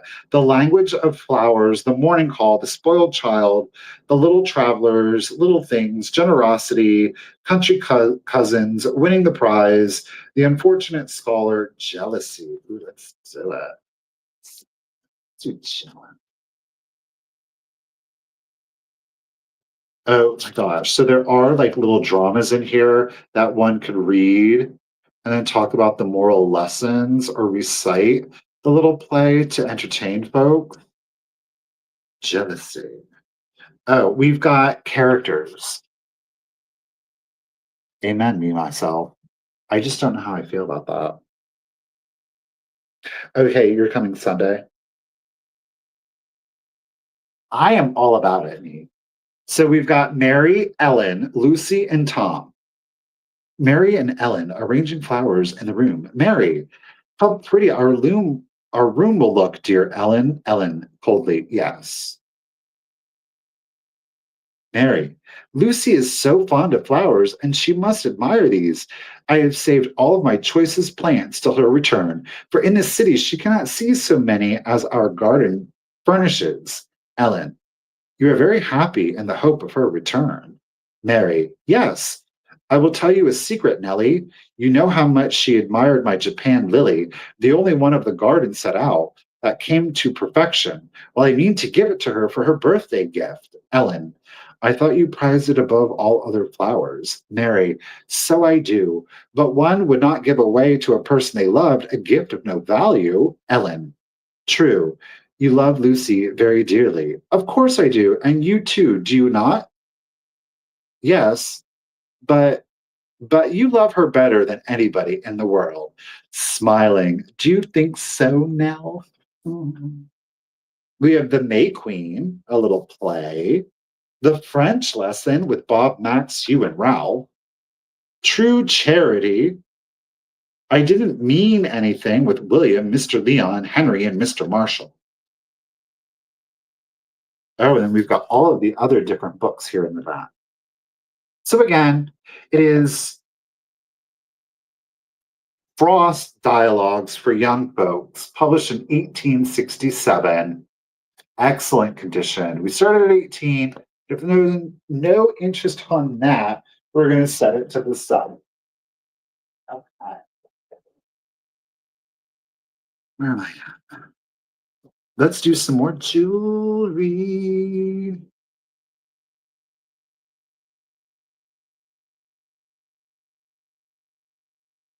Suzette, no, I'm not selling it. Ma'am, Miss Suzette, I was just bragging. I was just showing that one off. That Crown Trafari fur clip, no, ma'am. I cleaned that bad boy. I was very proud of it. Very proud of it. Okay, let me resettle myself here, you guys. I want some orders to come. Okay. Bloop. And it also helps me prevent damaging things. What are we going to do? We're going to do some more jewelry. Thank you. I know, I do. I want to do more of the shorts. I enjoy those. Okay. YouTube would prefer us to do it too, to be honest, right? A set. We're going to start a set, and we're starting the set off at $30. If anybody is interested, you're getting both of them. They are a matching set. They are Bellini. They both are hallmarked. Bellini, hallmark number 1, Bellini. And then hallmark number 2, a little bit more difficult to read, but still there. Bellini right there in the center. Clearly in a gold tone. These both contain crystals, not glass. There is no glow to these. But what you're going to do is you are going to get both. Look at that. Of the Bellini. Are they wasps? There's some kind of flying insect. Look at that. Do you see those marquees? I swear to you, the cut and clarity on these, my word. Amber and like a topaz or a peridot to it. Isn't that fabulous? But you're getting two. Obviously, one is larger than the other. The larger one here, this one has a wingspan of 1 1/4 inches. 1 1/4 inches. And you've got like the faux ruby eyes in there. So again, 1 1/4 inch diameter on the wingspan. I think that is so good. Look at that. And then the smaller of the two, again, identical, just in a smaller. Killer bees. um, just in a smaller. Wingspan on the smaller of the two is actually 7/8 inches. So just shy of a full inch, just shy of a full inch. Now this again, the Bellini, little bugs or wasps. You are going to get this set. Look at that. Do you see the sparkle in those wings? And those are closed backings too, might I add. Oh my goodness. Excellent. Excellent quality of stone chosen. Obviously in a gold tone. They've got some great weight. You can wear them individually or collectively. You know, you could wear one, give one to a friend. I think that would be darling.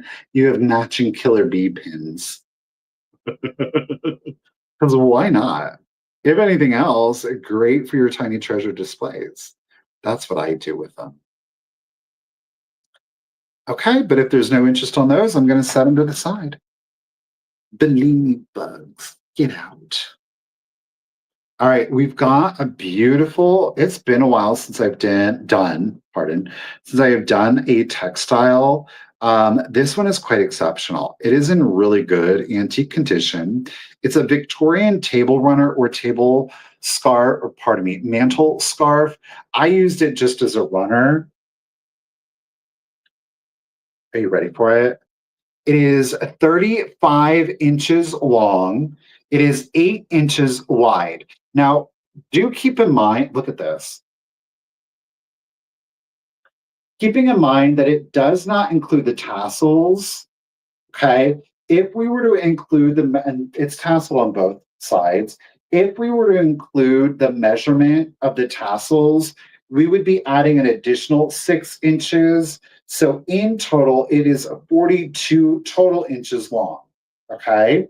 Now on the back, you are going to see that there is some old staining. From what I'm unsure, I have a feeling it's somehow got damp or moist.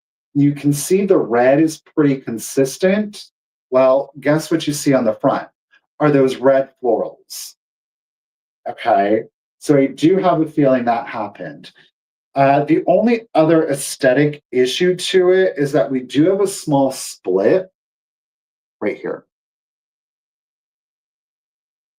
Okay. But you have a blue and white tassel to it. They're all present. Look at that. Isn't that stunning? The colors are fabulous. It definitely has lived a life. That is glorious. The color palette to this, great earth tones, but yet with that pop of red. You've got the rickrack going around it. So total length, including tassels on both ends, 42 inches. The fabric itself is 35 inches. We do have that separation on one end right here. And there is some staining, more than likely from the dye on the front from the red. Okay. Put on a dining room table, a side table. If you have, again, an entryway table, this would be fabulous. It makes an excellent background for photos. I did discover that also. So there you go.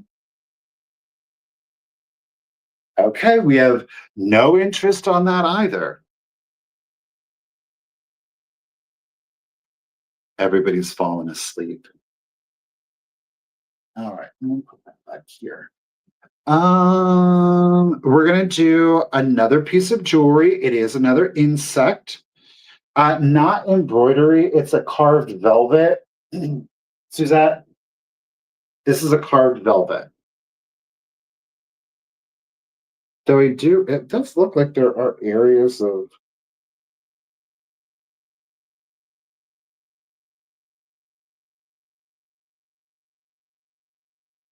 It does look like there's areas of embroidery. You see?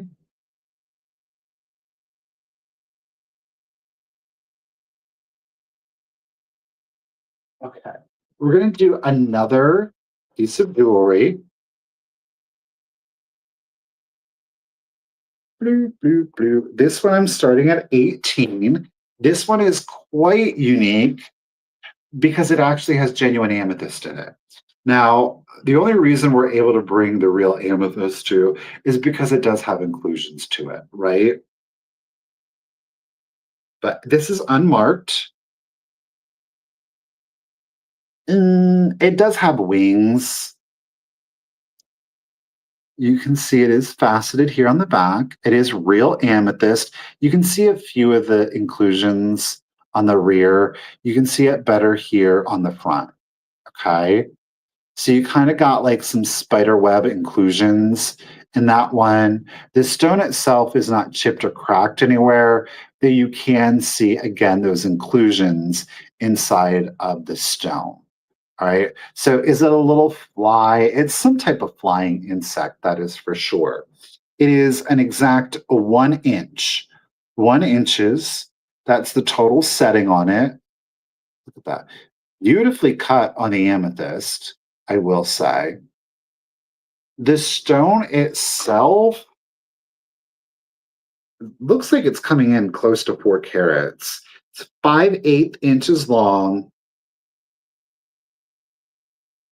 a 1/4 inch in diameter. Okay. Genuine amethyst. It's like a silver, like an antiqued gold setting to it. Look at that. It's just quite unusual. Sure, Tink, sure. Okay, we started that at 18. I'm guessing there's no interest on that one. We're going to rock through the next ones then. I'm going to hold this one up. Okay. Starting it also at 18. It is the gold gilded miniature jewelry casket. We are 3-footed. Hi. There's like some cotton batting in here, which I do believe is original to the piece, but clearly we are missing either our silk or satin lining to it. Okay, but it does have the cotton batting still in there. I left it in there just because I liked it. It was original to the piece, but to each their own. We have an embossed rose pattern here on the top, kind of like an egg shape when one looks at it like this. There is some of the gilding is clearly has been missing, but the metal itself is in really good condition. Thank you, Tink. I got you at 18. The casket is 2 inches tall, and then the total length on it is 2 1/4. 2 1/4 inches long, but again, it is 2 inches tall. All right, we got Tink in it at 18. So I'm going to go ahead and start the countdown. Let's do it. So 20, 19, 18, 17, 16, 15, 14, 13, 12, 11, 10, 9, 8, 7, 6, 5, 4, 3, 2, 1, and to be done.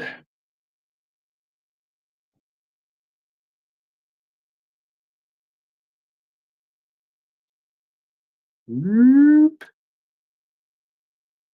Tink ain't playing around. Rosebud bid and thank you, Ruthie B. I do appreciate it. Well, Tink girl, congratulations and thank you again at 18.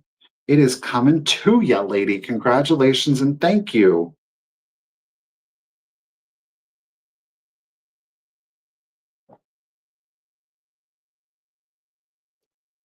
Okay. It's time for another tiny treasure. Bye, H. Hope you have a good rest of the day too. Appreciate you staying. All right. Starting at 15, he is not only a tiny treasure, he is a tiny, tattered teddy treasure. Look at little mohair miniature bear. Obviously, his fur has had some wear to it. He only has one of his little glass eyes left. The other one is missing. Now, he does still have his black stitch for his nose, but one of his eyes missing. And I knew it and I didn't care, but he does still have his original little ribbon to it. Is that not precious? Now, he is obviously articulated so he can sit, he can raise his arms. It is a wire post that runs through that connects them. So, you move one leg, the other moves, you move one arm, the other moves. Oh my gosh. I love these tiny tattered treasures. Now, I do believe that this one would have been from Japan. And I just say that due to the overall shape of the piece. He is standing 3 inches, an exact 3 inches tall. I might have a small obsession with these things. They're twinsies, right? Okay, Melanie. I have got so many of these. Bill, I am so glad. Did you get your stuff, by the way? Yeah. I mean, I know it's a long shot that you might have gotten it, but I was just thinking of you last night. And I wanted to ask you, like, not to be offensive, but do people in Australia actually say good day? Do they say good day? Do they actually say it, or is that just some Aussie, Aussie, Aussie, oi, oi, oi? It hasn't arrived yet. Well, I thought maybe we would get lucky. All right. We got Miss Melanie in it at 15. I hope if he goes to you, Melanie, I'm sure he'll definitely appreciate it. All right. Let's go ahead and do I can't help it, Melanie. I've got a few. I've got ones that are like I have ones where their arms are off, their legs are off. I mean, I have them, but and I'm like, you're in the state that you're in. And I'm like I prize them because of that. Okay, let's do the countdown. So 20, 19, 18, 17, 16, 15, 14, 13, 12, 11, 10, 9, 8, 7, 6, 5, four, three, two, one, and the bid ends. Thank you, Melanie. Okay, so not everybody in Australia says good day, but it's like one of those things, though. Too is it like because like here in America, teddy bear bid and thank you, Ruthie B. Do appreciate it, Melanie girl. 15, he's coming to you. Um, so like in America, like we obviously have we have different regions in it, and then like there's different accents that reside in the regions. And I think like a lot of people they hear like a lot of Europe will think like every American sounds like we're Southern, and it's not because like that Southern accent, like saying, "Hey y'all, how y'all doing today?" Like that's Southern, but people on the East Coast don't sound like that. So is it like that one of is it like that kind of thing? Like, is it like a regional kind of thing where there will be people in the North that say, "Hey y'all." There'll be people on the West Coast that will say, "Hey y'all," but they don't say it necessarily with the inflection, but they say the word. So is like G'day, like, is that a regional thing that is like peripheralated the country? So it's kind of like socially acceptable for everybody to say it, but it is predominantly used in a particular region of Australia. Is that like that? Or is like G'day the southern version of y'all? We are the world. We are the children. Okay. Okay, there we go. Catch a falling star and put it in your pocket. Never let it fade away. All right. We have 2 rounds left, and both of the last 2 rounds, they're going to be quick claims. Okay. All right. Our almost next to last is I have this clear pedestal swung vase. Now, she's gotten some age on it. I don't know if I'm going to be able to get it in on the camera. There is like some rippling to it, but we've got this. How many is this? One, two, three, four, five, six. So we've got this hexagon base to it. It is a clear pedestal swung vase. I don't know if you can see it, but in real life, it has just the very faint beginning of sun purple. So if you left it out on like a windowsill or in a bright light spot, or we just put it out in the driveway, that'll definitely turn it purple quick. But it has just the beginnings of like sun purple. I don't know if it's going to read for you on camera. It is very faint into real life. So you got your swung up here. There's no chips, there's no cracks to it. The clear vase that is just beginning to show its sun purple is 13 and a half inches tall, but there's no flea bites in it either. Now, there is a little bit of cloudiness down here. It's not like make or break, see it, especially right here, but it's there. Okay. It does not look like it's etched, in my opinion. It looks like it needs cleaned. And if you don't know, whenever I try to clean the swung vase, I seem to always make it worse. So, oh, you are seeing a little bit of it, Rose. You're seeing a little bit of at least a little bit of it. So it just helps us indicate that it's an older vase. So $18, if anybody is interested, just put in the number 21. The number 21. Again, lots of rippling, sign of age, and then just the beginning hint of some sun purple on that one. What is it? What'd you say? I have a tourist. I live in a tourist town. Oh yeah, absolutely. Tank, you're getting it for $18, lady. Thank you so much. There's a big like controversy like on social media, and a lot of it is like the way that as American citizens we like view ourselves as more specifically when we say the United States of America, right? We are a country, but yet we have different states that reside within that country. And then a lot of it is the perception of how Americans work. Like for a lot of us, like, our state is bigger than a lot of foreign countries. And a lot of foreign countries think that, oh, we all act and we all sound and we all talk alike. And it's not that the United States is one culture. And I think that there are there's commonalities across culturally speaking, where we live within the United States, but there are some pretty significant cultural changes that occur, especially when you go from east to west to south to north to Midwest.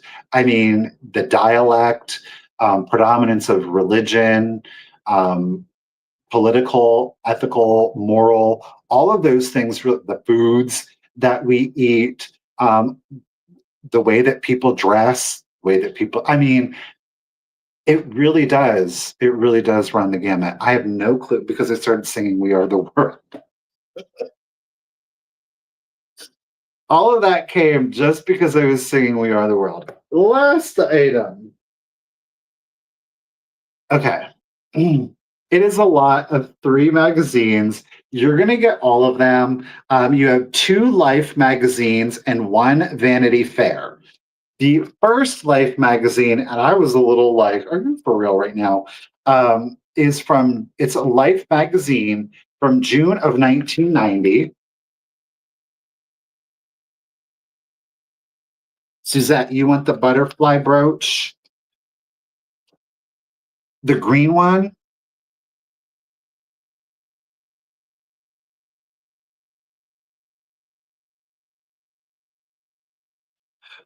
You want, okay.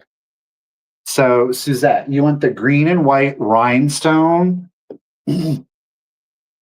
Or did you want the set of the Bellini? Or did you want the set and the green butterfly? So, the Bellini, this is a set. So, you get two, one large, one small.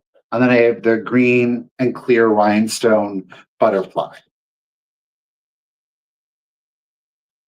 Um, so, yeah, this is June 1990. It's Life magazine. It's got Elvis on the cover, right? The story inside, very National Enquirer. 13 years after the death of Elvis Presley, new evidence points to an inescapable conclusion: suicide. A Life magazine, what are you doing out here speculating on it? Now, it's a really interesting cover and story on the inside, but what I really like about this is like, look at this. It's the Bacardi ad. Look at her cheetah print. So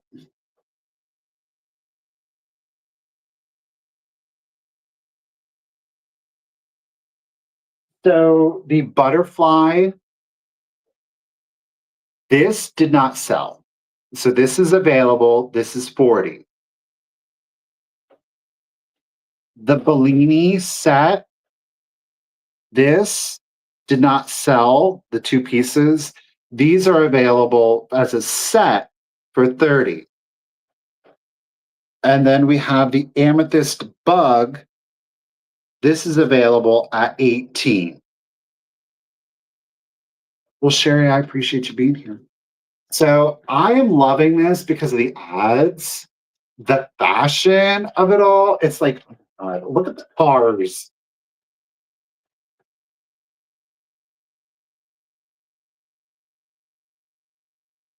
It just seems like it. Wow, I mean, I guess it literally is a lifetime ago. The Degree deodorant. I just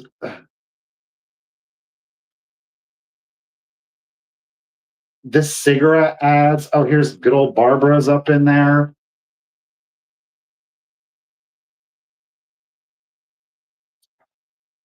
So that is one. I love the advertisements in here. But you're going to get This Life again, June 1990. The second Life magazine that you're going to get, this one is spring, just spring of 1989. Hollywood, 1939 to 1989.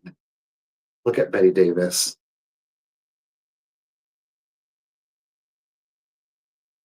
And then you got the Merit cigarette ad on the. That's what my grandmother used to smoke. Remember him being in the refrigerator door handle.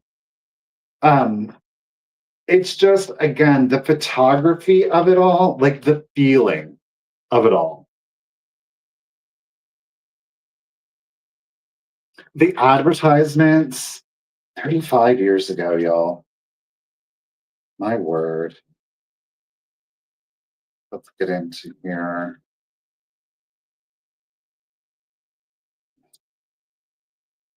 Marble Man.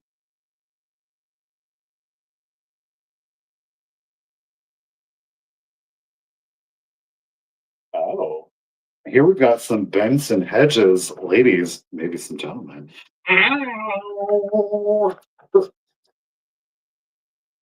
Oh, do you remember this movie? Great Balls of Fire.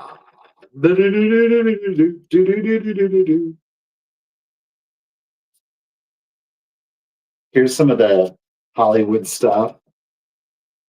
So that's the second magazine. Okay, so you're going to get both of the lives. And then the pièce de résistance. We've got the Vanity Fair, April of 1991. It is the Queen of Pop, Madonna, in her Oscars dress.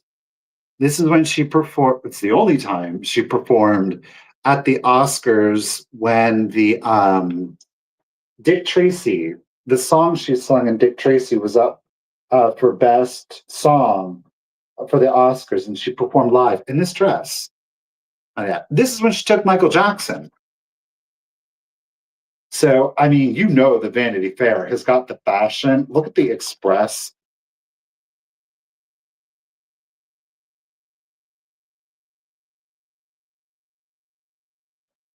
I'm telling you what, I mean, you see that. Look at that woman. My God. That's a, golly. Oh gosh, y'all look. United Colors of Benetton. Oh, now I have to say, um, oh gosh, do they still do this? Look at, there's several of these in here. The perfume. Do you remember these? She's working on a new an album, allegedly. I don't even know. I don't want to unfold it. None of the perfume things are unfolded. Bridget, oh gosh, look at her fashion. Virginia Slims. Look at that fashion. Mm. Now, Miss Thang is exposed in here.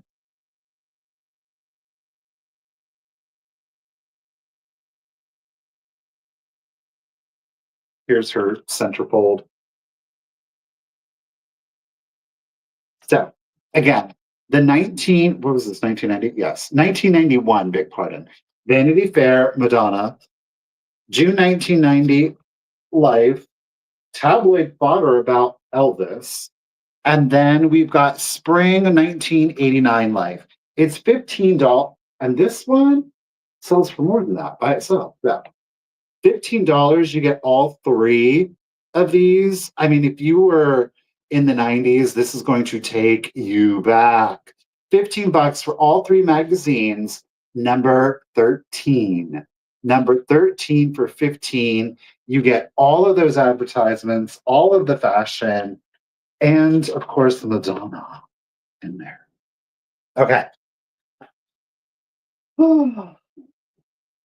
That's the last of the sale. I'm done. We're done. We're over it. Hope you guys had a good time. I think we had some absolutely exceptional pieces in today's sale. I am really pleased.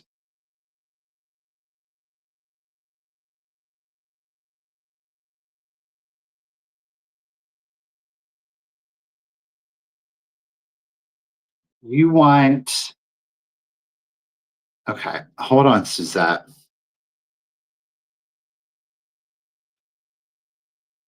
Yes. As Suzette, what I'll do is I'm going to send you an email, but I have you marked, Suzette, for the green and the purple bug.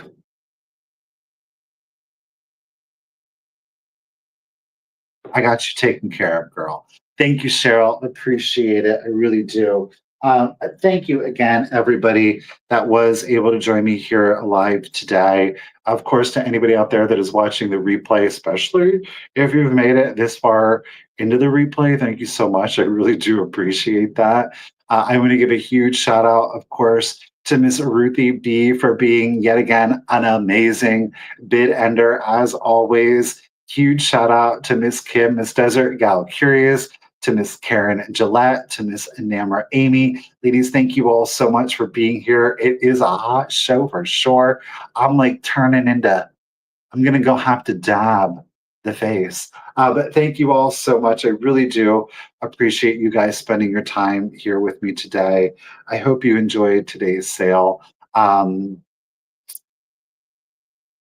So let me just say this. If you're not following the Cult of Vintage here on YouTube, you need to make sure you're doing that. Don't forget to follow me over on Instagram. We've got some really exciting news to share with you guys.